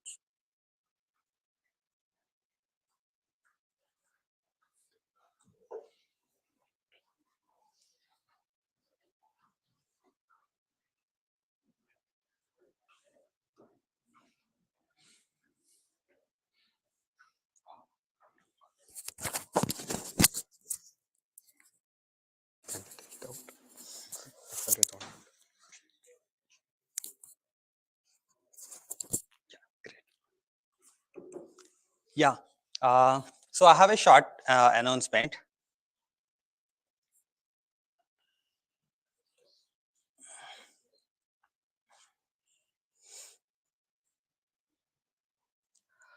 Some of you might have known that we announced React Nexus a couple of months back, but then we took a short break because of the things happening around.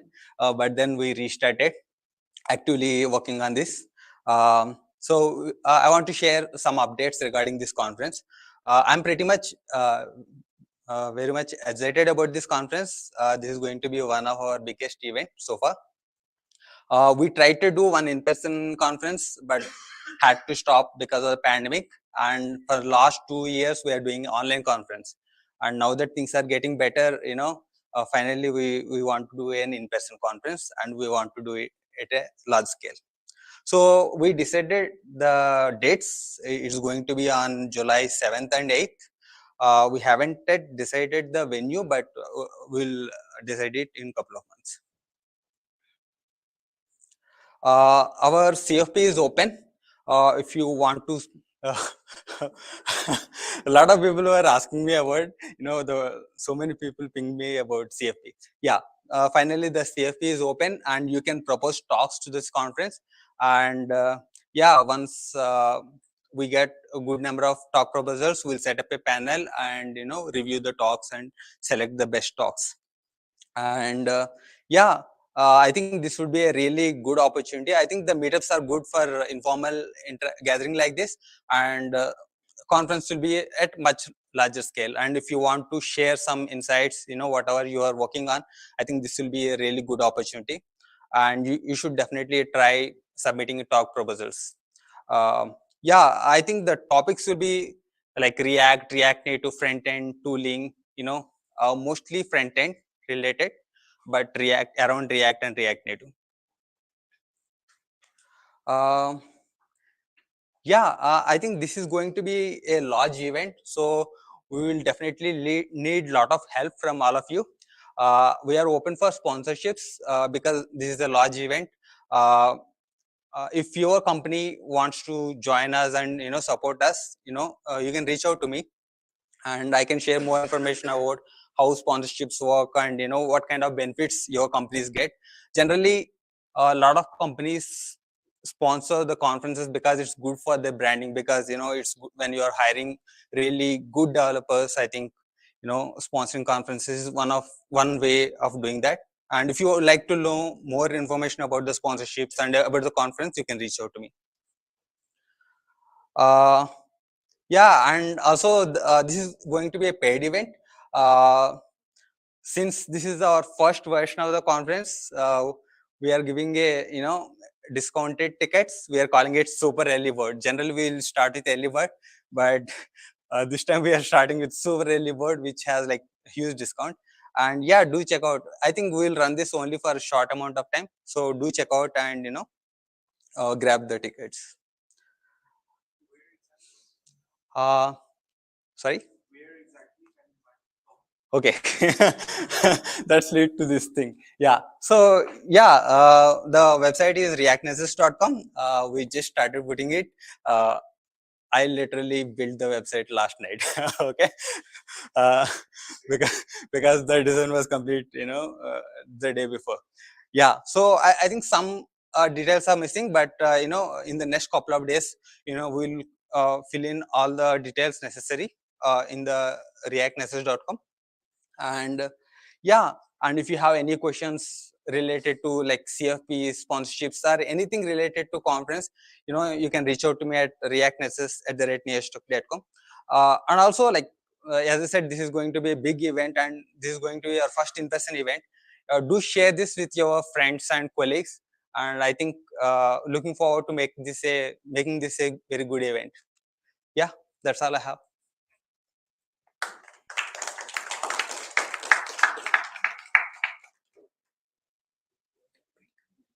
Yeah, we'll take a short break, and after the break, we'll have like 2 more talks. Yeah.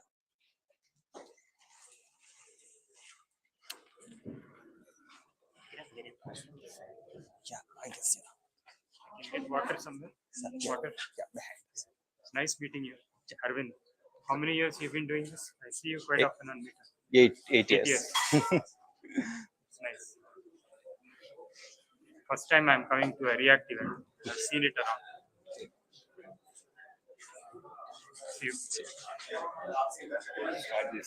See you. Okay. Huh?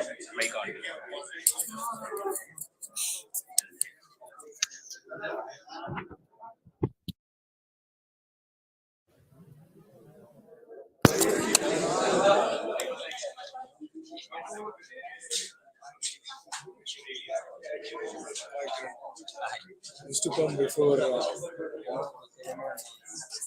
Corona was pandemic is my first time. Used to come Maybe we'll take 20 minutes. this was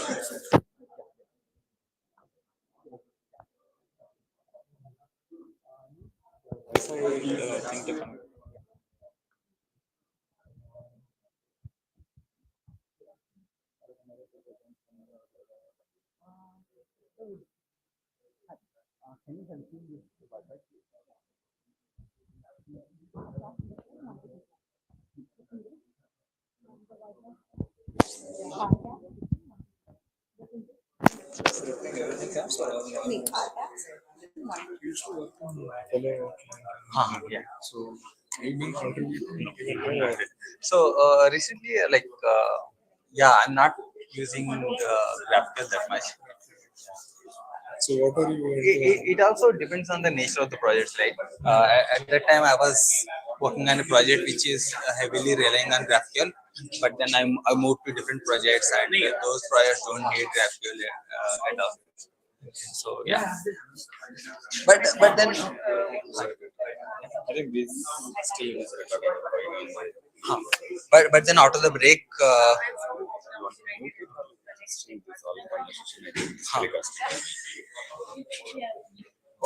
I already muted this.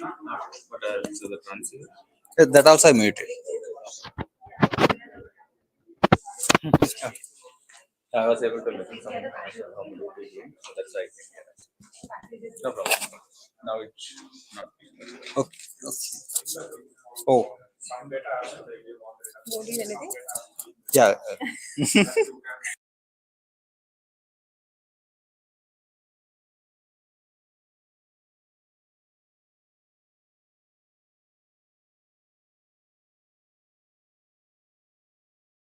Cup noodles, like so quick you want.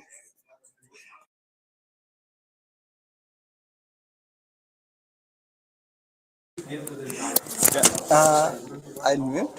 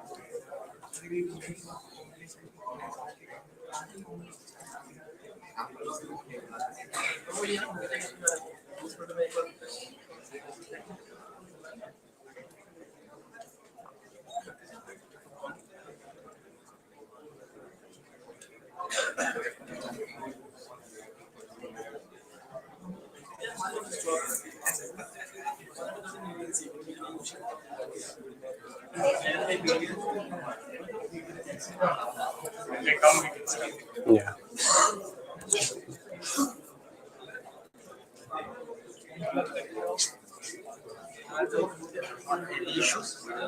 Shweta asked me wait for 5 minutes. I think more people are yet to come. But I think I already got them. We will get started. People will, because anyway we are running late. Right? Okay, sure. Not many people were there. Sure, sure. I am not. All right. Hello, hello. Am I audible? All right. Hello, everyone. I'm Lavkush, and I work with web platform team at Rippling. My team basically owns all the user experience and developer experience at Rippling. We build toolings and solution and focus on diagnostics and telemetry that helps improve the front-end ecosystem. We work closely with the design team and the other product teams to ensure that our web application meets the need of user and other stakeholder. And I am also available on Twitter and YouTube. You can find me there. Today I'll be talking about, or in fact, I'll be walking you through the journey of Rippling of how we build a scalable infra for internationalization. And when I say scale, what I mean is, what does scale mean at Rippling? So Rippling internally powers 30 different products. We have over 4,000 pages with millions of active users. We have our software solutions available for web, mobile, desktop application, and then we have some software solutions available as mobile extensions as well. We have services for emails and notifications and stuff. We have over 600 to 800 developers who are contributing to our code bases from across more than 6 time zones.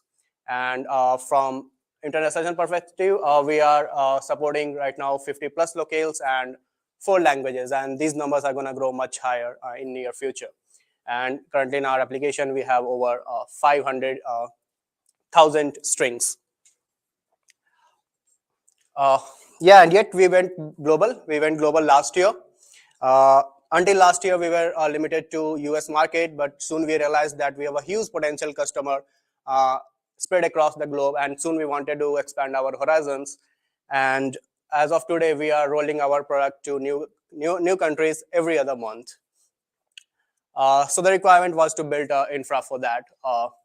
But as soon as you realize you have a business that you can take global, there are certain things that you need to understand. So once you are ready to take your business global, for example, I have a product which is built for US, but I want to launch it for India, then I need to understand the Indian users, right? How they read their numbers, what are the date formats that they use, and things like those stuff like what time zone they are in. So it's important to gather those information, build that knowledge.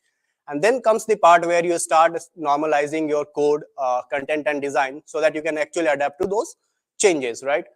If I go ahead and change my language to Hindi, my website should be able to accommodate those changes and start displaying those strings in Hindi. Similarly, if I go ahead and change my locale to, let's say, ENIN, then all my date formats will start reflecting how Indians use, right? That is DDMMYY. But your application is built in US, or ideally you would be hard coding it with MMDDYY format and things like that, right? And then next part comes is the localization, where you are actually adapting to such changes. And the last part is translation, where we are actually translating the strings. Yeah. So once this requirement came, we dove headfirst into the depth of engineering blocks. I started studying different articles, watched different tutorials. But soon I realized all the solutions that are present out there, were not truly complete. That means I cannot readily go ahead and use start integrating and using it, right? So we chose to build an in-house solution, and for that we had to handpick some of the libraries, and then we built our own solution on top of that. First thing was to choose a translation framework, and we went ahead and we wrote our own library. It's called Live 18N, and this library is internally powered by React i89 Next. Now, why we chose that library? So we did comparisons on various grounds, actually. Things like what are the basic requirements for a translation, right? For support of interpolations, right? In strings, there could be variables which you want to inject. Then support for pluralization, right? You don't want to have multiple copies of the same string, like this is a singular form, this is a plural form. And similarly, you also want to put some context. So those are the basic requirements of a translations. So that was the one comparison ground where we did. Then comes what are the resource loading strategies that you want to have, your fallback mechanisms, and things like obviously communities, how good the community support is. Based on these grounds, we chose React i89 as our translation library. But that's just the one part, right? There are multiple other things that you need to take care of. For example, date time formatting, how you format your currencies and numbers, because this is really important. These are really important. When I was researching, I just found out that we as an Indian use decimal as a decimal system, and for grouping we use commas to read our hundreds, thousands and stuff. But when you actually switch to German, it actually gets swapped, where actually the commas become their decimals, and decimal becomes the grouping number. So it's very important that you put those things into place correctly. And then obviously different formatting for numbers and stuff based on the reason code. So these are some of the important specs, and we went ahead and we kind of wrote our own utils on top of local codes to build such things. And for most of them, JavaScript INTL API is our base, which is ever evolving and very good. You must explore that. Okay, so once we had that solution, I actually wanted to highlight some of the challenges that we faced while building this solution. So I picked some of them, and then I want to walk you through them.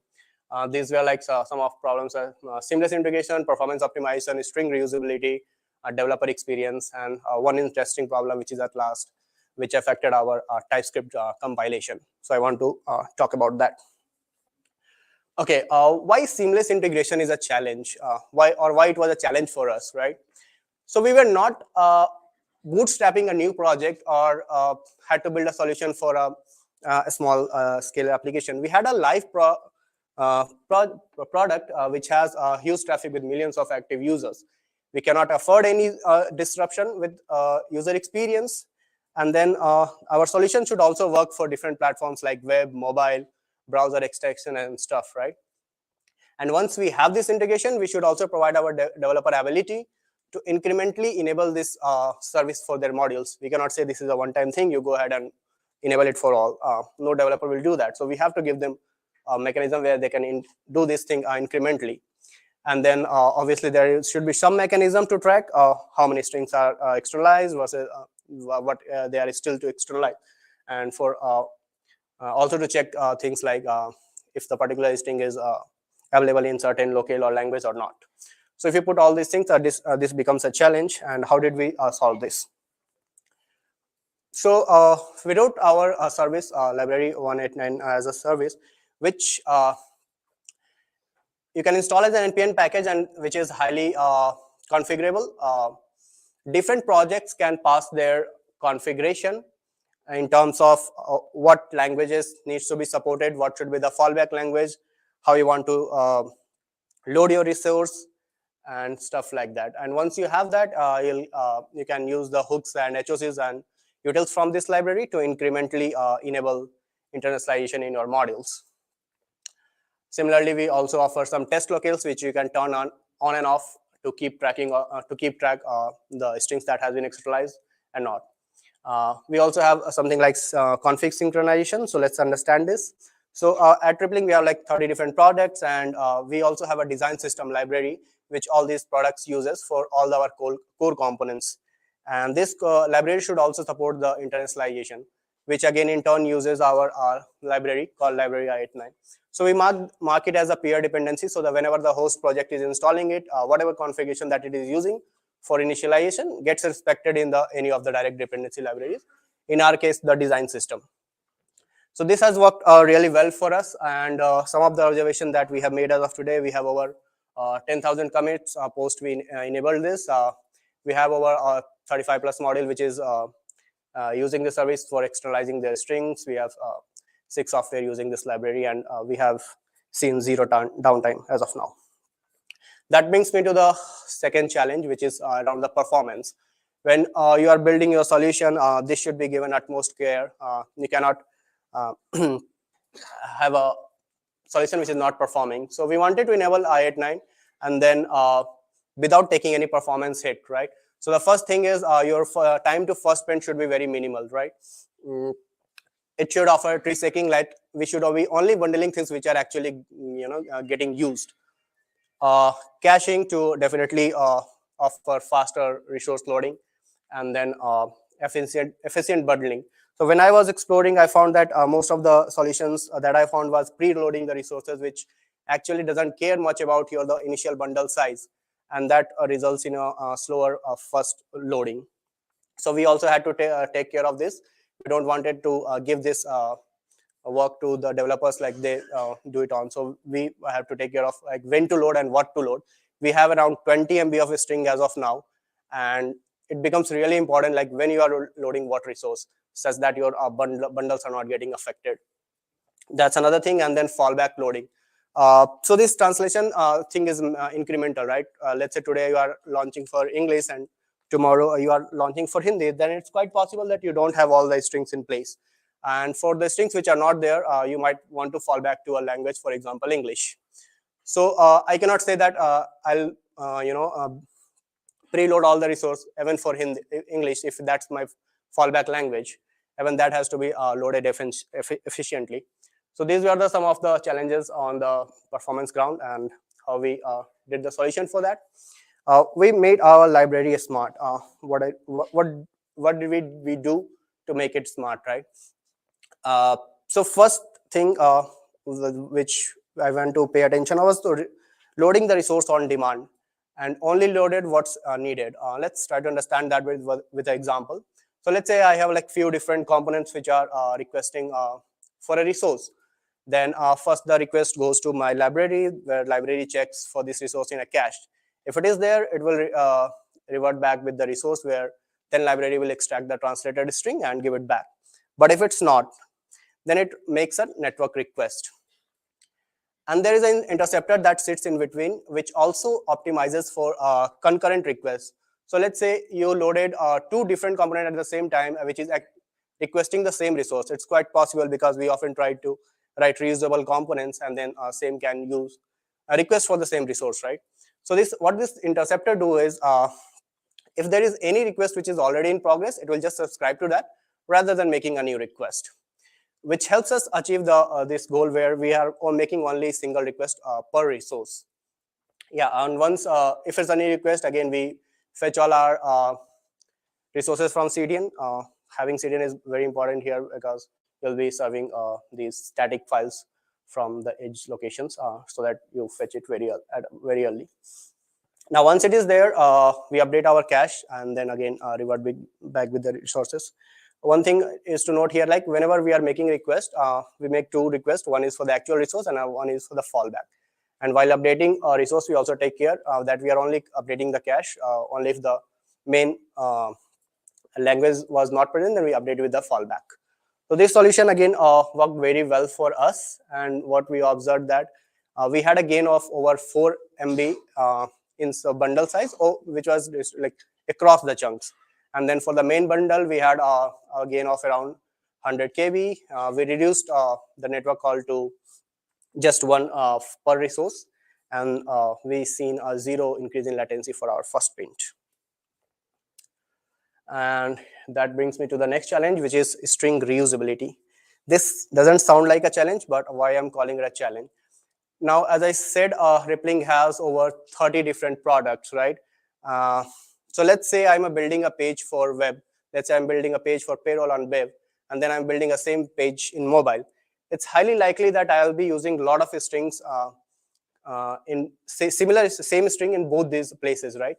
So I will want to reuse them. But how do I share these strings across the platforms? That becomes a challenge, right? At the same place, we also want to enforce some best practices when we are authoring these strings. For example, at Rippling, we use ICU messages formatting for all these translation strings. These are basically rules around how you define your plurals, something like you put some _1 for single one, for multiples you can put underscore others and those stuff. We also want to, let's say, ban some, restrict some a special character that you shouldn't use this as a delimiter in your string. So if you want to put any restrictions or enforce any best practices or around those strings, how will you do if they are spread across different repositories, right? That becomes a challenge. Similarly, you want to track how many languages you are supporting and stuff. And for these translations also, we use external services. We call it like TMS platforms, translation management platforms, where the actual translation happens. Someone is sitting using machine translation to do that translation, or human vendors who are actually doing the translation. So if you are having duplicate strings, your cost will also go up. So you need to minimize that as well. And if you have also strings which are spread across the modules, then obviously you'll need to onboard your vendors to different repositories, which becomes challenging. You'll have to provide access to different repositories, which is also not good from a security point of view, because your actual code resides in these repositories. So if you see, this all becomes a challenge. And how we got around this was we went ahead with the approach where we have all our strings stored in a single repository, which helps us enforce any rules, best practices. In terms of ESLint rule, I can go ahead and write my own custom ESLint rule. I can enforce in the pipeline and stuff. And then we had to just give access to a single repository to our third-party vendors. We are using Phase for that purpose. So that helps us to minimize any duplication, string duplication. Let's look at a flow, how this flow works. So whenever our developer is making a PR to our translation repository, our TMS platform is actually monitoring a particular directive for a change. Whenever there is a change, these changes are pulled into the TMS platform where actual machine translation happens. Some translator will translate the string, and they'll give back merge PR, which is again merged to our code base, and then where some pipeline runs for code quality check. Once it is merged to the master, then we again run a release pipeline which uploads all our resources to CDN. We are using Cloudflare here. And once it is uploaded to CDN, different products can go ahead and fetch whatever is needed and then bundle with their own application. Some stats around strings. We have like over 5,000 strings currently in our application, which are distributed across 85 namespaces. Namespaces are basically logical grouping of these strings. And then we have currently launched 4 languages, and they're like much more to be launched in near future. Yeah. Whenever you are authoring any framework, it becomes very important that you should also worry about the developer experience. Whatever the developer, how if it should be easy to use, and then it should also provide some clear and actionable feedback to the developer whenever he is using the platform. If you are making any mistake, how do you notify your users that this is not the right way of using my framework or something like that? At the same point, it should be testable. Your whole framework as well as the components which are using your framework should be testable. Our goal was to kind of get a framework where we had already a lot of tests in place, and we wanted to have zero migration for those tests even after enabling this framework. So when we enabled this framework, all our English strings were removed from our code base, and they were moved to a different repository. So obviously there was now developer has to replace those English string with some keys, but we took care of those conditions where they don't have to do those migrations, and thus testability becomes an important factor. Similarly, customization is another flexibility that we have to provide in our terms, where which should be the fallback language, what strategy to load resources and stuff. They can vary from product to product, right? And developer should be given that freedom that how they want to use your framework. Some intelligence, for example, in my case, we wanted to give intelligence for all the keys that could be possible under one namespace. So TypeScript helps there. So these are the few developer experience that we thought of. And the way we take care of is like giving clear and concise feedback. So first, look at the flow when developers is doing development on his local machine, right? The very first thing is like he is powered with the TypeScript intelligence, where he get all those good intelligence, what keys he can use, what are the possible namespaces and stuff. And if there is some error on local environment, we give them a snack bar alert that, okay, this is a using and this is not a right way to use it. And then we also break pages on local if there is no translation present for that. If somehow it manages to reach to our GitHub, again, the pipeline runs where in test we'll break the pages, we'll send back Slack alerts and for those things. And on production, we do a bit of a graceful handling where if the translation is not present, we'll replace it either with a default fallback string or empty string. And then for the same, Slack notification will be sent. And then we'll also log a sentry where developer can go and check for their product, like how many errors has been logged for his particular module. That's from alerting. And from customization point of view, whatever the mechanism that you're seeing on the left-hand side, that are actually configured via the configuration, like how you want it to behave on your local machine, CI and stuff. Okay, so when we were enabling, when we enabled this TypeScript for intelligence thing, initially it was fine, but as we kept on adding more and more string, our TypeScript compilation took a hit. The reason behind this was because we support nested JSON as well. So just to replicate whatever structure that you are following in code, you can put similar structure in your JSON for all those strings.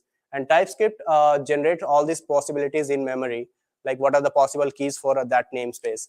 And as the number grew, it started taking a hit. The TypeScript compilation rose from 5 minutes to 30 minutes, and there was a point where it started throwing error a heap out of memory, and it was no longer working at all.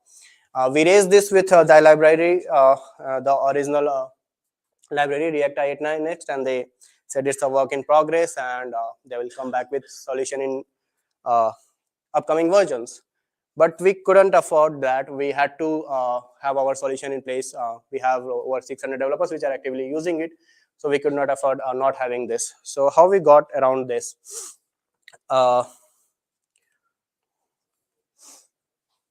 Yeah, so we architected or rethought those types, and we wrote our own types on top of that, and we overrided that. But how is that solving? So what we did is, whatever the possibilities of those keys were there, we pre-generated those on our end, and then we gave it back to the library. So there was now nothing going on the fly. So we had a script in place which all pre-generates all these possibilities, and then we give it back to the library. So now you can see how smooth our intelligence is working. So this actually helps us again take our compilation time back to normal, and the intelligence was very great. So now it is giving intelligence for more than 1,000 keys and stuff, and which was really helpful. So yeah, that brings me to the end of this session. If you guys have any query. Sorry. The last one which you showed, was that from a VS Code extension or TypeScript? It's a VS Code extension. So VS Code by default gives you all the TypeScript intelligence. Okay. Yeah. I have a question. What do Sure. you mean pre-generate the same slide? Yeah. So ideally, we have a JSON where all these strings are present, and the way we this translation works is like you can give a path for that JSON. Like, this is where my actual strings reside. Give me that path. At the same time, you can also use a prefix. Like for that part, you can store some prefix in a constant, and then you can say this is the constant part. After that, I want to use all the strings. So if you look at this, there is a huge combination of these strings which is possible. I want to just use a single part of the string as a constant, and then rest are variable. So these permutations, are very high. So what we do is these were recursively getting generated in memory. If you are using these as a key prefix, these were the possible values. So what we did is we had a script which runs on these JSONs and comes up with what are the possibilities of key prefix, what are the possibilities of strings. So now nothing is happening in memory. These are all pre-generated, and now we are telling library specifically that these are the only possibilities you need to give me. So there is no work that TypeScript is doing, rather we are doing. May not be a very good approach, but since we cannot afford not having TypeScript, we had to go with this way. Sooner. So you have parsed that nested structure and yes. Given it a flat list. Right. These are the possible. Right. That's right. Yeah. For the same, we had to like overwrite all the types that type reports. It's a plain script, Java-based script. You just have to write a recursive function, generate possibilities, and write a types file. That's all. Any other question?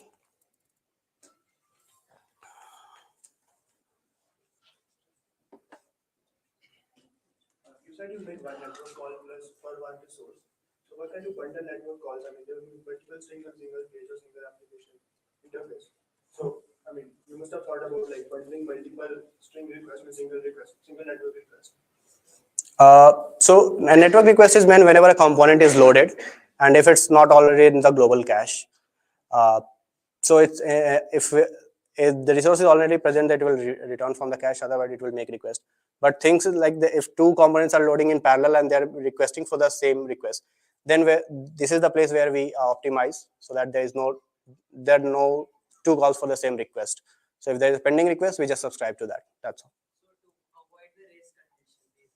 No, it's just to minimize the number of network calls. Even we can have two calls, it doesn't make any problem, but it's just to like, we don't want to have too many network requests going on.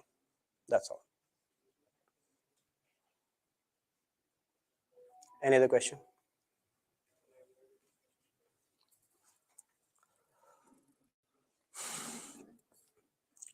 If not, then thank you.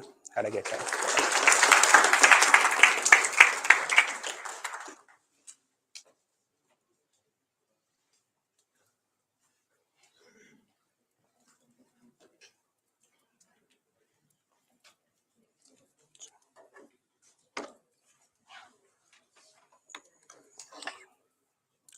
This.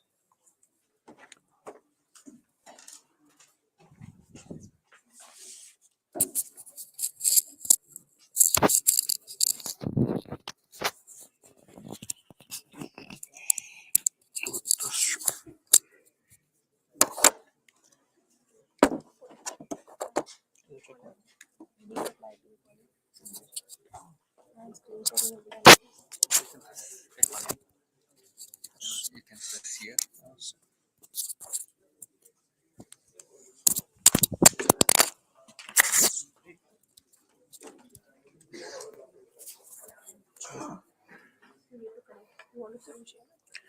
I am connected to Zoom, so I can screen share as well. Then I can disconnect this completely. I don't need to be in this.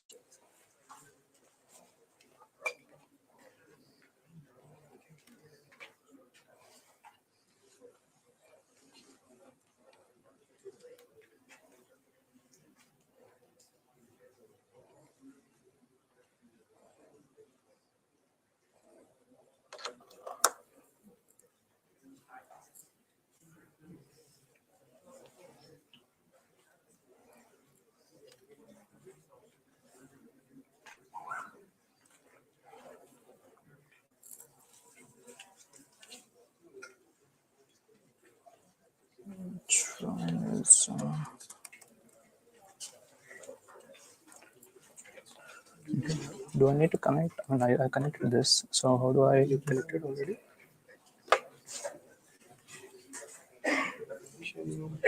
Can you share? Oh, it's okay. I will connect to the Zoom only, and then I will.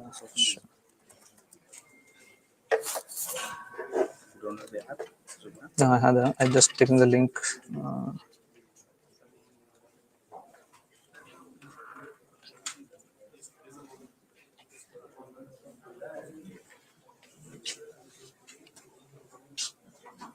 Okay.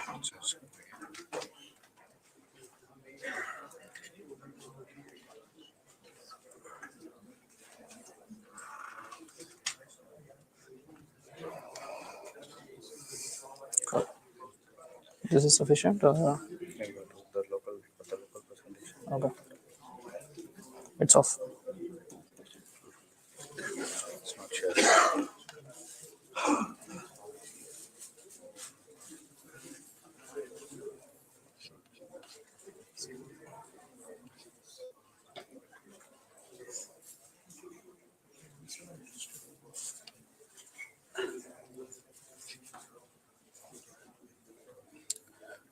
Hello. Okay, good evening all. On a Saturday evening and the fourth talk, so I'll try to keep it as quick as possible. So, how many of you know the term monolith? Just trying to understand the audience and then so that I can continue quickly from.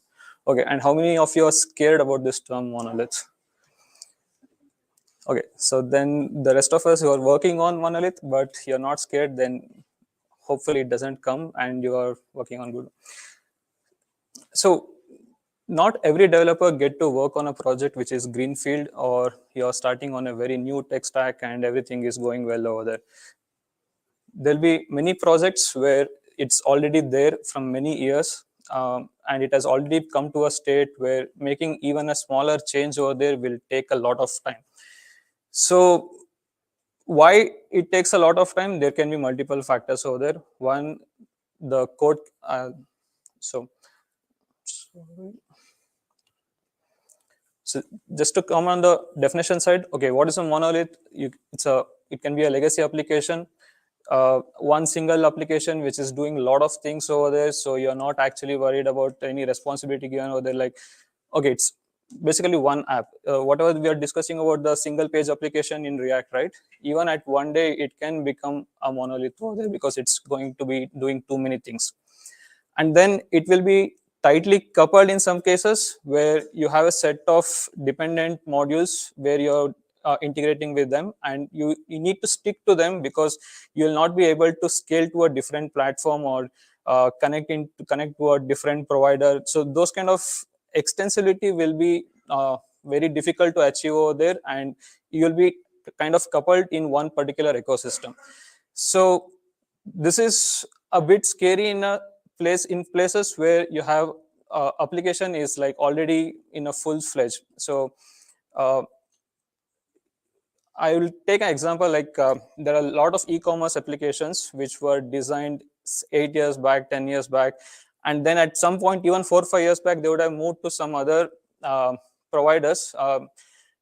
They'll give an end-to-end solution. You have an OMS, you have a full content management system, everything built in over there. They will only give a payments providers, and it's all integrated with a set of solutions. Now, in the current situation where you have a lot of different players in the market, you need to have the flexibility to quickly change every day and try to adapt. So if today you want to have a, let's say your website is having just a username login right now, username password. Tomorrow you want to introduce Google login, Apple login, and something else come up every day, even OTP based login. So every day you want to change very quickly. And in a monolith, that is not easy to do. So reasons, there can be many. I said it's difficult to extend to a different providers. Then it can be on the actual code. People who wrote the code may not be available in the organization, and the code may not be properly written over there. I use the word spaghetti code. Like sometimes what happens is you have an application where making one small change in a code you'll be like, okay, praying today I'm going to make this change, push into production. Should I push it to production on a Friday evening? Like you will be in that particular things. So I mean, it's a reality. It's not just about some memes coming around, but it usually happens. Like there will be many such spaghetti codes over there, and even when you make one small change, you have to run entire test suite to make sure everything is going smooth, even though the pipelines will be such that you cannot just test a module which you have made change right now. Even if you want to release something, the entire suite need to be going over there. If you have seen Jitu Bhaiya, he will run a test, he'll go for a coffee half an hour and come back in the TVF pictures. I mean, these are all not just in the shows, it happens in reality as well. So there's a testing complexity as well. So if something breaks from your change, it becomes very difficult to understand. Did you actually break something, or because of your change, something else broke somewhere? So you should have a proper test of, those long automation test suits, everything should be there. And then any change you make, it will take a lot of time to go to production. So because 10 different teams will be working on the same code base, you should always have a release plan. So you will have a release plan for the next 4 months. You are starting working on some things, and everybody give their builds to some single, let's say, release coordinator, and then they create a package, then they release if something goes wrong, and then again it's a very big cycle to make some change and push over there. And obviously the scalability and the performance. So if there is a section of your application which is right now taking a lot of requests, and if you want to scale that portion, it's very difficult to do that. You will still need to scale the entire architecture. Or let's say you have I don't know about the rippling part. I'll take some Flipkart or something. If Flipkart was a monolith, can you just scale up 10 different instances of everything running over there and then have to adjust to the load just for one particular peak time or something? You can still do that, setting some auto scale, but on a monolith application, it is like scary scenario to do over there. And then the performance wise, if you want to achieve, there are a lot of nowadays in the millions of requests in a day. We'll talk in terms of number of requests you need to serve in per second and all, right? Those again change from one application to another application. So you should concentrate on, okay, what part of my application is required with a higher performance. Just in the previous talk, I guess I forgot the name. So he was talking about server side and the server side pages ingestion, and then the difference in client side pages, right?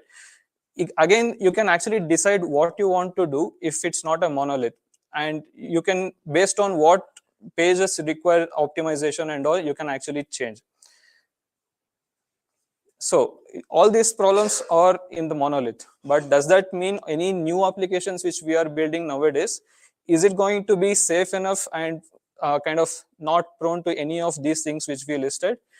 Initially, yes, maybe when we start, but over a period of time, we keep adding features on top of that, and then we need to have a lot of tests to cover up. Obviously test is required, and even if you start the test-driven development, it will be there from the beginning, but the kind of tests which need to run for all the different scenarios in your application, and then it comes to the performance part over there, whether your bundle is becoming more and how do you want to split that. All these things will start coming into picture at some point in your application if you don't think about your architecture from the beginning. So do I also, I had one question, like everything is bad? I will also say it's not always monoliths are bad.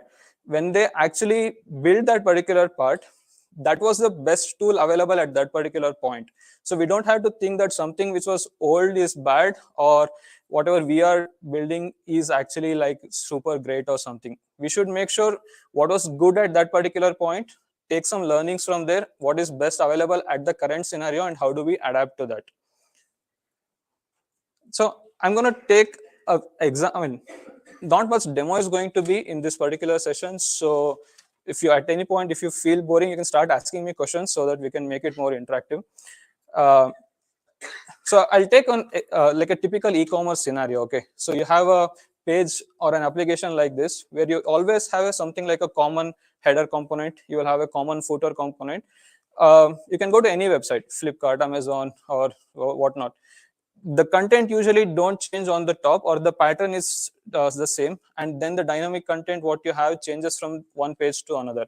So if you're in a PDP, then it's a different way of rendering over there. If you're in a checkout page, then it's a different way of rendering over there. And each page it has some context in what you are rendering on that particular page. So let's say if you're in a PDP, you're more concentrated in terms of to give a lot of description and all for that particular product. You may not be really interested into whether a user is logged in or not. In that particular case, you can actually do something different. If you're in a checkout page, you need a lot of context over there. Who is browsing? What's the information he has added? The customer has added to the cart. What do we want to do over there? But there might be some components which can be reused in every different places. For example, let's say um,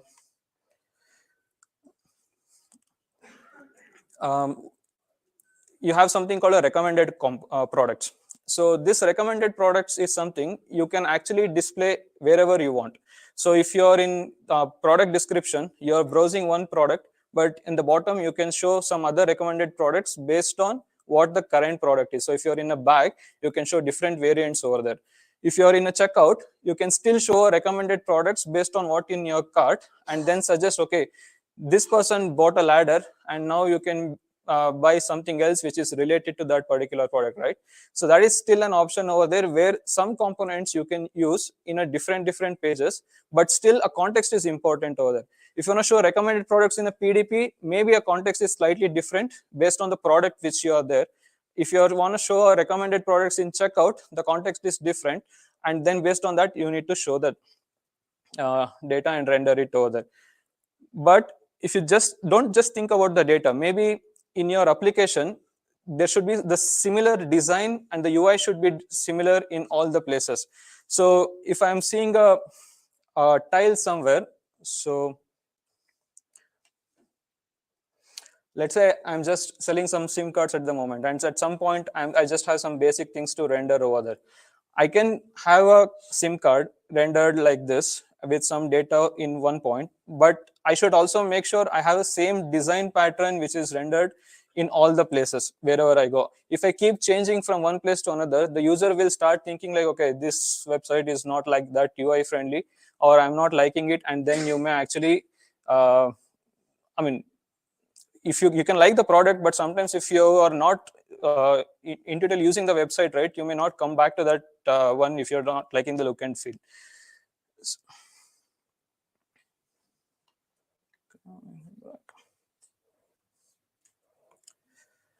So why do we need to now think about breaking the monolith, right? You need to now start, okay, how I can work on a new technology, maybe that is one. How I can improve on a particular feature which requires immediate attraction right now, which you are not able to do with, or it's taking a lot of time. And then you sometimes wants to have a good developer experience as well. Like you don't want people to join a particular project where the code is like in a really messy state. People will join, they'll start working, and then maybe they will feel like, okay, no, I want to change the project, or sometimes they may leave the company if your code is not in a good shape over there. So in all these different scenarios, you prioritize where you want to start and then how you want to improve from that particular state. So let's take something like this. So I have the body, and in the body you can have different components over there. Try to pick, I mean, there can be two different ways to split, okay? So one, take a small piece of context, like a small context which you feel like is important at the moment, which you feel like you can immediately want to add new features. So if I want to talk about checkout, if checkout is really important to you, pick that as an initial small component, try to extract it out from your monolith, and then inject it into the application. So in this particular case, I mean, I have trying to say in two different starting points right now. So one is taking out a micro component, or starting out with a simple page, and you can build on top of that. So taking out a smaller piece means you had initially two components, and you take one and build it separately in whatever the new tech stack which you feel like doing over there, and then inject that in your old one. So a portion of it is kind of taken out from there, but there is a slight I mean, not a issue over here, but this kind of happen in two ways. One is as a build time and then as a runtime. So if it's a build time, if, like you take a component outside, publish it in your npm registry or somewhere, and then add it as a direct build time dependency, so you know where is your component coming and over there. More on the runtime injection, have a I mean, one of the example I'm saying is have a div or something which is kind of a placeholder for you for that component. So you can have a div for recommended products, and then your component will load and then replace that div with a set of data which you want to show over there. So this is like in your old application, maybe you had some older code, you can actually clean up all those things, move that into a new module, keep it outside, inject that, and okay, you started now refactoring a piece at a time. So you don't have to take it completely big. The look and feel can still remain the same. Your application, you're still in whatever that, let's say you have some old JSP application right now, that can still remain as it is, but inside somewhere in one particular div, you can take it out and build it separately. Or the second approach which you can go is with a new page completely. So let's say a checkout as a page. The entire page you can actually remove from your existing application, and you can create a new application, maybe a single page application in this particular case, and host it outside. For your old application, let's say it navigates, as soon as you click a button checkout, it moves to /checkout. It will still do the same, but now you can replace the /checkout route into a new SPA which is hosted somewhere. And that one you can choose again whether it's a TypeScript project you want, or whether you feel it more of a client-side rendering, server-side rendering, whatever you want. You can choose all those things in the approach, but start with a simple. Why I say simple in this particular case, like a new page with the MVP, it will take again a lot of time to build something to match the existing functionality which is already there. The risk with breaking a monolith is you already have set of features in your production, and when you give an alternative, you need to make sure all those components are still in place. Otherwise, for the user, there is a missing functionality whenever you try out.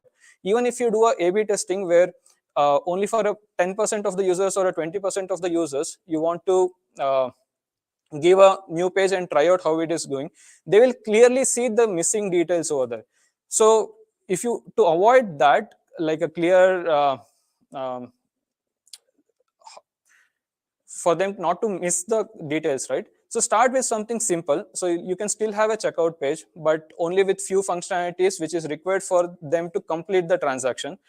And then once that is ready, you can have multiple people now start working on the thing, and then the dependency and all you can start the dependency you can start reducing now. I'll tell you, I don't know in which slide I have, but yeah, I'll reach that one. So starting in a different page, right? That can also be done parallelly as well. But why I said is start with one page in the beginning is it acts as a ground, like a base setup with all the bootstrapping code, or the where you want to have the routing, whether it is working out well with your project and all.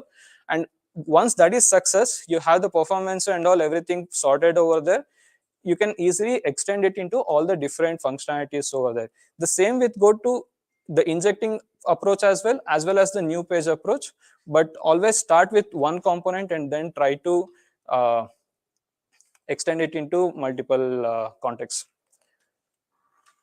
Now, let's say in the same approach, you replace both the components here, and then there are two different micro front ends which are injected over there.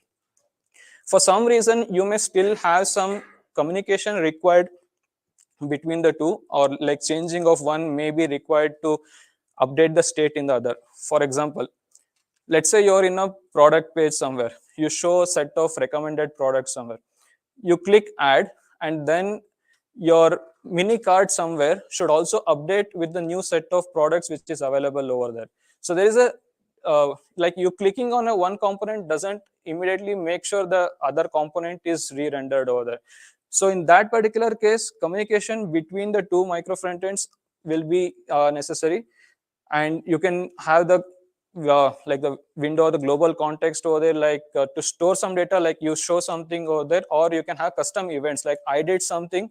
Now it's up to the other component to fetch the data for the new state and then re-render, or if it requires to make even a new call and get the data from the server, it can still do those things over there. So making sure the communication between the micro frontends is proper is one of the key things over there. And then not just about within the components, but sometimes to get the data for that particular context also. So you may require a user session. So if a user is logged in, you may have to show different data. If a user is not logged in, you may have to show different data over there. In that case, using a session data is also really helpful. Now, coming to how do we structure the micro frontends? So it can all start from very basic block and then go all the way till the page. So you can start identifying what is a small component which you feel which is easy to reuse in multiple places. You can start from there and say, okay, I need to just render a product card. So maybe you can create one component and initially start with that. Then you can have multiple kind. Okay, I have a button right now, and in my entire website, wherever I have the button, I need the same styling for the button. Then that can become a component for you. You can, if you have a picker somewhere, and that or a like a drop down or something, that the styling of the drop down changes from page to page. Now, if you want to use that in a different components, again you need to make sure that's available in a single place, so that other person doesn't have to write the same logic or even worry about the styling, even a smaller details over there. So try to come with the identify the components and then build a component library out of it. So in whichever the new applications which you create, you can easily take the components which you from your library and then you can build on top of that. From the previous talk, for example, I18 is a very good example for a library over there, but this is, I mean, this is more in terms of the UI components. I'm telling you, you can build a library out of that so that you can try to import and use what is already there in your design library. Have widgets. The difference between a component and a widget, in a component, you pass some data and it renders. It has nothing to do any other, I mean, it doesn't have any other state or something. You fetch the data somewhere, or you know what need to be rendered, you pass it to the component and it just renders over there. In a widget, it can have some more business rules like what need to be done, or based on the data or a context, I can render myself as in a different state. So let's say you're a logged in user. Then if on the server side, they know your browsing history and all, they can actually give a different set of data to you, like when you make a API call and then you render over there. But making an API call and getting the data is also, there is some logic involved over there. And if you want to have this recommend products in the multiple places, you don't want to write the same code to fetch the data again and again, right? So if you just make that as a widget, then all the business logic is also there. And in any page, you can just plug and play that. Like you can have a set of divs, and one div will just have the recommend products rendered. And for some reason, if you don't have any data available, that can just render blank. So you will not even come to know that there is a section called recommended components, because that context is right now different. It will not even render over there. Now with the components and the widgets, it becomes easier for you to build multiple pages which is required for you, whether you're in a PDP page or whether you go to a different style page or something. And there you can use these things. And in this particular case, it also gives you flexibility to use different text, I mean, different kind of rendering as well. The component is still same, but on the server side rendering, you can do it differently so that it helps you in search engine optimization over there. But if you are in a client side on a different page, you can still use the component in that page, and then you can also render. So the composition will actually, you can use it in different points. So yeah, the first one is the build time composition. You push it into a package registry, and each individual component is tested for all the different scenarios. So whether I have the data, what to render, whether I have an error, what to render, So the components are tested, the widgets business rules will be tested, and then when the application is there, you will build everything together, and then that will also be tested over there. So you will have tests written in different layers as well. So only one thing in the build time composition is the one who builds the app, there will be small dependency on that particular team. So you would have, maybe your team is working on the recommendation engine right now, you make some changes onto the that particular component, but you cannot use that in a PDP page at the moment, because maybe the one which is dependent on the PDP right now is not ready to release based on their changes. So in the build time composition, there is this one small dependency on the app which is using your component as a dependency. On the runtime composition, you can make sure the component is updated whenever there is a change. So one of the thing we try to do is you push a component, like you build and you push it into a registry, you have the assets somewhere, let's say S3 or somewhere also you can keep, or wherever, like you hosted your assets somewhere, and then you have some caching layer in front of that. So that caching layer, we will, I mean, on a typical basis, how we will build is you will have a main.sha.js, right? So the SHA will equal, whenever you build, it will change. But we also try to add the version number over there. So let's say you're in a 1.6. So any version which changes over there, in your CDN or in your, let's say, S3 bucket or somewhere, you keep overriding the change over there. And then whichever the highest level of cache where you have control, you can also try to remove it from the cache over there. So if we have CloudFront or something, so you remove the file which is cached in the CloudFront, and then next time if somebody tries to hit that particular file, it will try to get the latest. So only if there is a breaking change or something, you change the version, and then you can have a dependency updated on the monolith application, which will try to take the, if it's taking 1.6, you can keep updating in the backend, like the new to 1.6.1, 2, 3, or whatever. But when it becomes 1.7, then your monolith should update into a newer version. It's also sometimes makes sense where if there is a change in contract or something, you will also have to make some change over there to use that. If you are registering for a callback function, you need to know, okay, if there is a change in data, or if the properties which you set somewhere in the file, in the global context, anything if you have to change, then that is a point you need to update your monolith, and you can reduce the number of releases where you are dependent on the old application over there. Then you can also do something like a composition. So from the browser, you will be going through a server, and from, it will never change. But on the reverse side, you will try to load different micro frontends from different servers over there. You can also structure your APIs such that anytime if it going through a particular route, it will always first hit the app server for you, and then internally it will route to a different. So there, once maybe you can go to a Next.js application and try to load something for a particular path.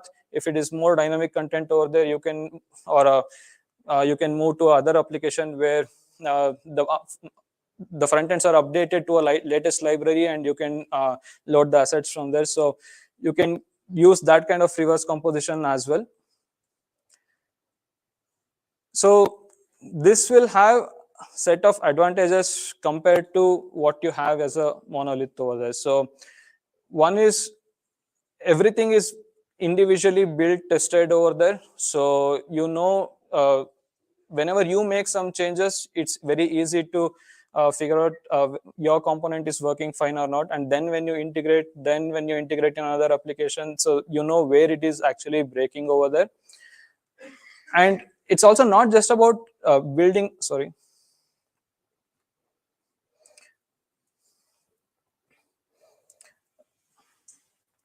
It's not just about building, testing, even while building, right? So for example, how many of you would have already using Storybook or something where you visualize individual components over there.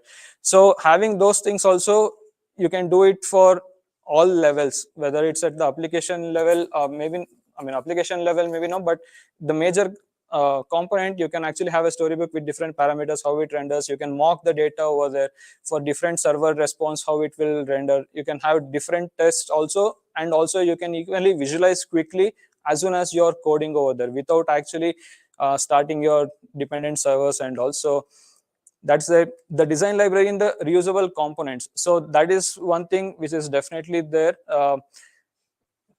Your application will scale at a pace which you will not even imagine once the features will start coming over there. So and every time you don't have to build again and again the same things. But the only problem with, actually I'll talk about the problem later. Yeah,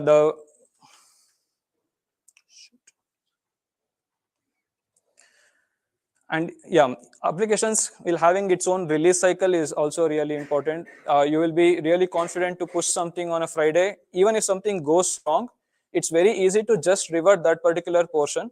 And also one advantage of composition like this is the testing becomes very easier. Even if one particular component is screwed up right now, it will not crash the entire application. Only that rendering a recommended components is gone right now, or rendering some other review section is gone right now. So these are the small things which can get affected based on your breaking change over there, but your entire application can still be like running properly. I mean, yeah, you never know, something can still happen. But the other thing is, in these kind of things, have a feature flag like the toggles, so that when you release, even though there is some dependent data which is missing right now, you can always try to have a feature flag and then disable that, push into the production, and then turn on the feature once the everything is ready on the backend side as well.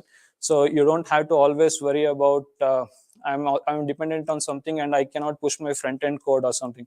The front end can still be released with the feature turned off, and then wait for something to be ready, and then you can actually turn it on.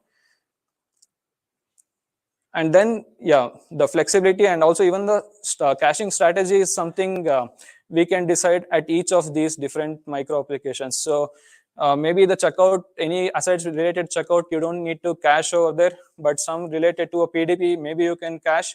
And you can also decide individually what application should be cached at what level. Maybe some things you can cache for a longer time, one day also, if it doesn't change. Like once a product description has been added, you don't have to really change the product description. But some other content, if you need to say maybe 10 minutes is sufficient, you can decide on those things also. For example, the any translations related content. So let's say we saw interesting approach in the previous session. Maybe I should also explore that. But there are many people who also use something like making a API call to Contentful or something, where they fetch the translations directly from there. You get a bunch of data and then use that. So those things, if somebody updates from your content team sitting somewhere in other country, then if it's, they don't have to actually go and disable something if the caching is just 10 minutes or something. So okay, they updated something, and if it's not really mission critical, you don't have to worry about making that release immediate. After 10 minutes, it will fetch the new content and everything will be fine from there. So the advantages is there when you split it into different parts. And in each of them, you can have the advantage to choose what you want in that particular application. The logging mechanism, I mean, these are a bunch of topics which you can do differently in each of them. Each teams can have a different release cycle over there. Then the shared state management, like, I mean, you previously there was a time when there was a fight between one team was using Redux and one team was using Reflex or something, and somebody will come and say, no, I want a new tech stack today, and which is really cool, I want to know. So it's up to the team. You can leave the decision to the team, but this will come on the downside as well, where now you need to understand what is happening in different teams. I cannot just go and say, okay, I know what tech stack they have used and they have built right now, and I can quickly go and make some changes over there.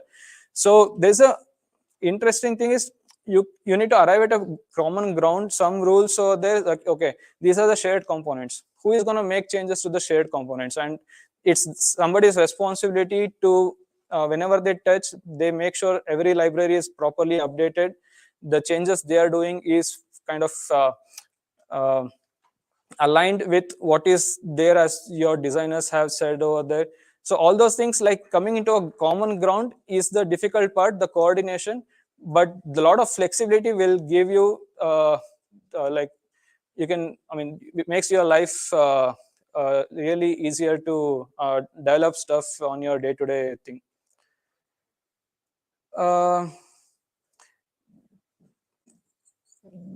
The last point is something which you need to be really careful in this entire thing. So it's very easy when I say that you can take a component out of your monolith and then inject it from a new one, but there will be a lot of styles or something which is there in your legacy application which can override.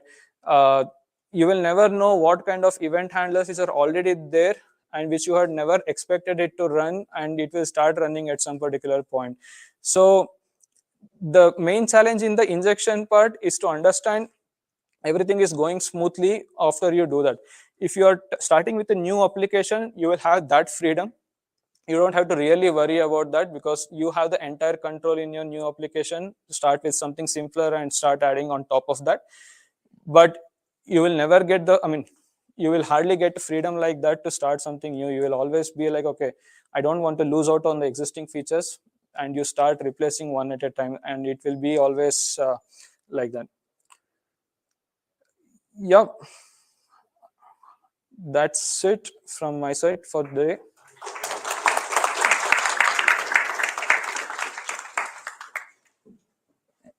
Any questions?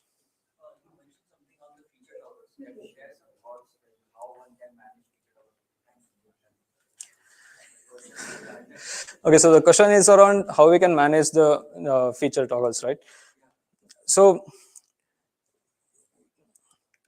let's say something like, so you can push a particular feature integrated in your application right now. The code is already there. It's almost there to render, everything is ready. But now you are waiting for some other information to be there to use that. So we usually did it in a way like you have a separate feature toggle service or something like that, or like a config service where you try to get the data whenever is required. And if it is set to true or false, or if you have some context like, okay, I want to release this feature right now only in US. I don't want this feature to be released in other countries. So all these kind of things you can try to control via API. And it usually happens like not every I mean, if you don't take just the local application, any global application, you cannot release the feature at the same time to all the countries. So either they will not be ready to take that kind of information over there. So let me try to give a practical example. You want to introduce a feature called collect in store. So you want to go, I mean, give a store address, ship the order to there and collect the item from that particular store. Initially, you start training the folks in a particular region for a set of stores. And then from Bangalore, you expand it to Bangalore and Chennai and then Hyderabad or something. So your feature is there in production right now, but you can actually reduce it, even the visibility of the feature, to a section by section, like based on the location. Or I mean, maybe this is a bad example, but at a country level, it's easier. Like if I'm browsing an India site right now, you release a particular feature. If you're browsing Australia site, maybe you don't release that particular feature. So this kind of flexibility you can have in your code by having feature toggles. So basically, you're saying that keeping a separate service for it, like where I can have a mapping of features. It's Instagram stories and then the rest of the Instagram. So I want to like release Instagram stories later, but I have the code in the app already. So having a separate API for it would be helpful. See, it's very easy to add the toggle condition in the code itself and ship. So maybe but the thing is, if you want to change that, every time you want to update the thing over there and deploy. So sometimes the caching and everything, whatever is there, it may not help you to immediately release the feature wherever you want. Because only your small asset has changed right now, but your major application is still not released. So you need to now follow an entire release cycle to get the new asset, and then based on that, it will fetch the new configuration over there. And let's take a mobile app or something scenarios over there. If you want to push something over there, you need to then have an entire new app released, which will be even a bigger headache to release a feature over there. And these kind of applications doesn't usually have only web alone, right? Nowadays, whatever you support in the web, you will also have a feature supporting in the mobile as well. So you need to make sure the config is not just hard coded or something or shipped with the asset right now. I mean, if it is dynamic, then it becomes more easier for you to manage.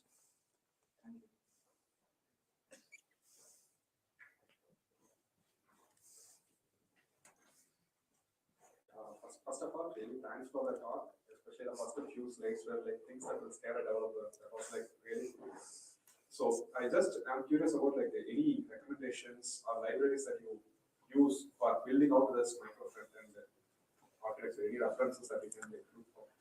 I mean, all these things can be done with every framework which you are already using. So is there anything that you guys, since you are already done it, is there anything you use like no, I mean, we are just use the as usual React or TypeScript projects where we build a component and push it into our internal Nexus registry over there, and we will try to. They are like right now like posted and imported as NPM packages individually.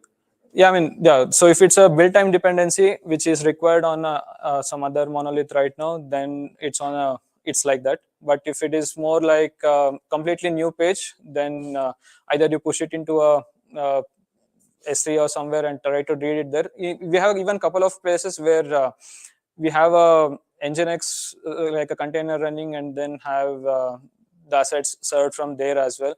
I mean, we started with one, we improve out something. So as and when there is something new or a cooler topic coming, it trends off. I mean, you can replace the stuff over there. I have a question. So, Suppose, I mean, do you know of any large open source project using this micro front-end approach as a reference? no, I'm not really aware on that. Actually, I can recommend one place to look at. So there is this Webpack Model Federation project that is going on right now. It's like application development, and they are also building a tool called Medusa to manage micro front-end. Highly recommend you guys to check that out. That's more on the runtime. No, my question is a complete example which uses micro front-end. Okay, the thing is there are like different patterns for micro front-ends. So they have their own example repositories itself, Model Federation. So there is Webpack's Model Federation. If you want like the build time that like Arjun suggested, you can like check Chakra UI or Material UI. They all are like build time components similar to the micro front-end architecture. The entire library itself built like might be other patterns also. We need to like keep an eye open. So when I was talking about having a component library, right? Material UI is kind of a component library. Like you just take the design which is already given over there, and then you try to build on top of that. But when it comes to website, you will always have a freedom to have your own design over there. You don't have to match any particular OS related design over there, right? So in those cases, from site to site, company to company, they can build their own design system, have that as a component library, and then use it and have a rapid development in all your applications.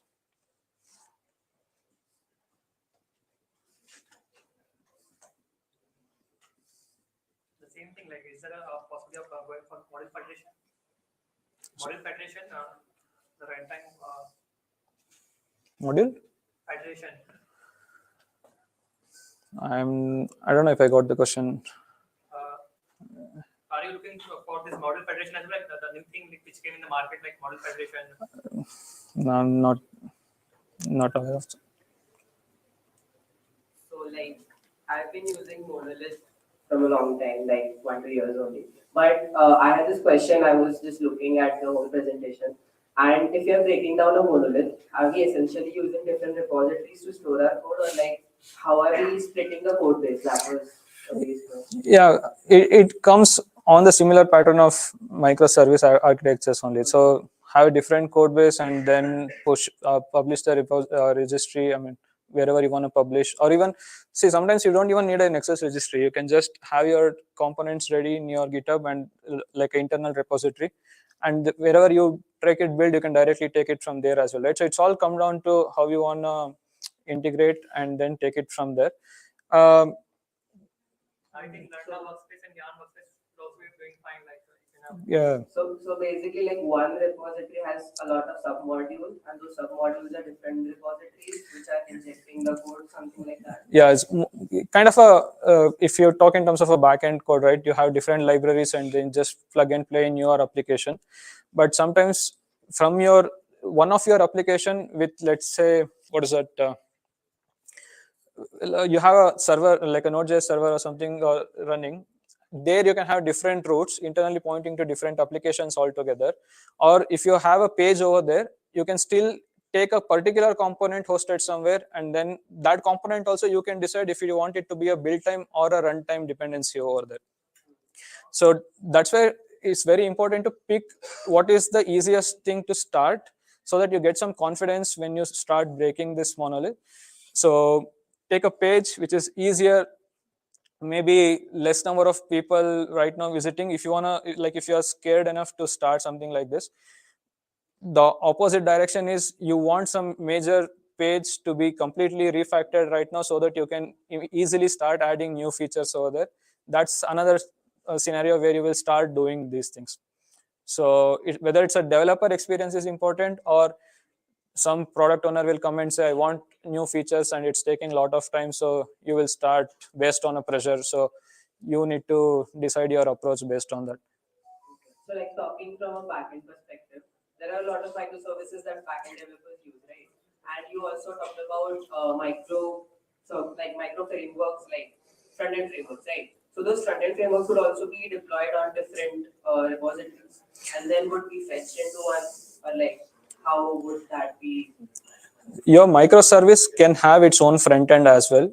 So, and that front end now can be built using different micro front end approach. Sometimes a even when you take a application separate, right? Let's say you want a payments page.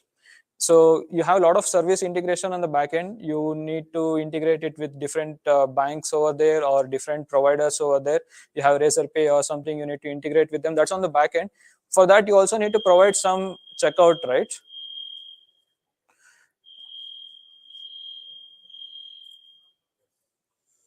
Okay, sorry.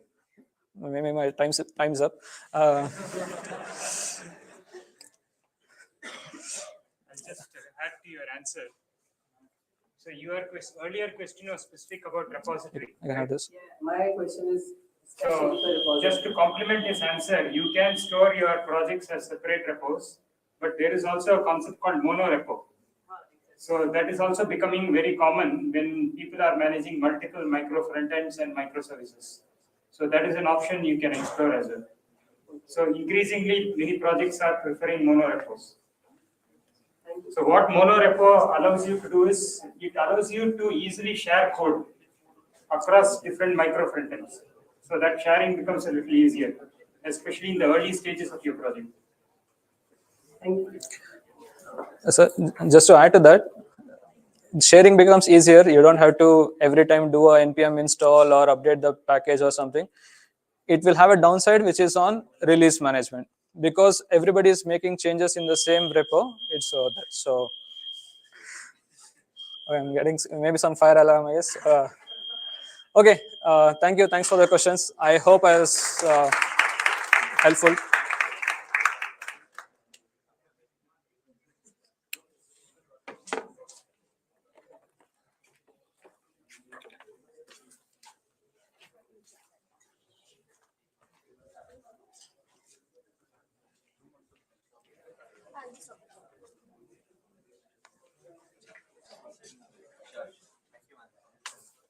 See you.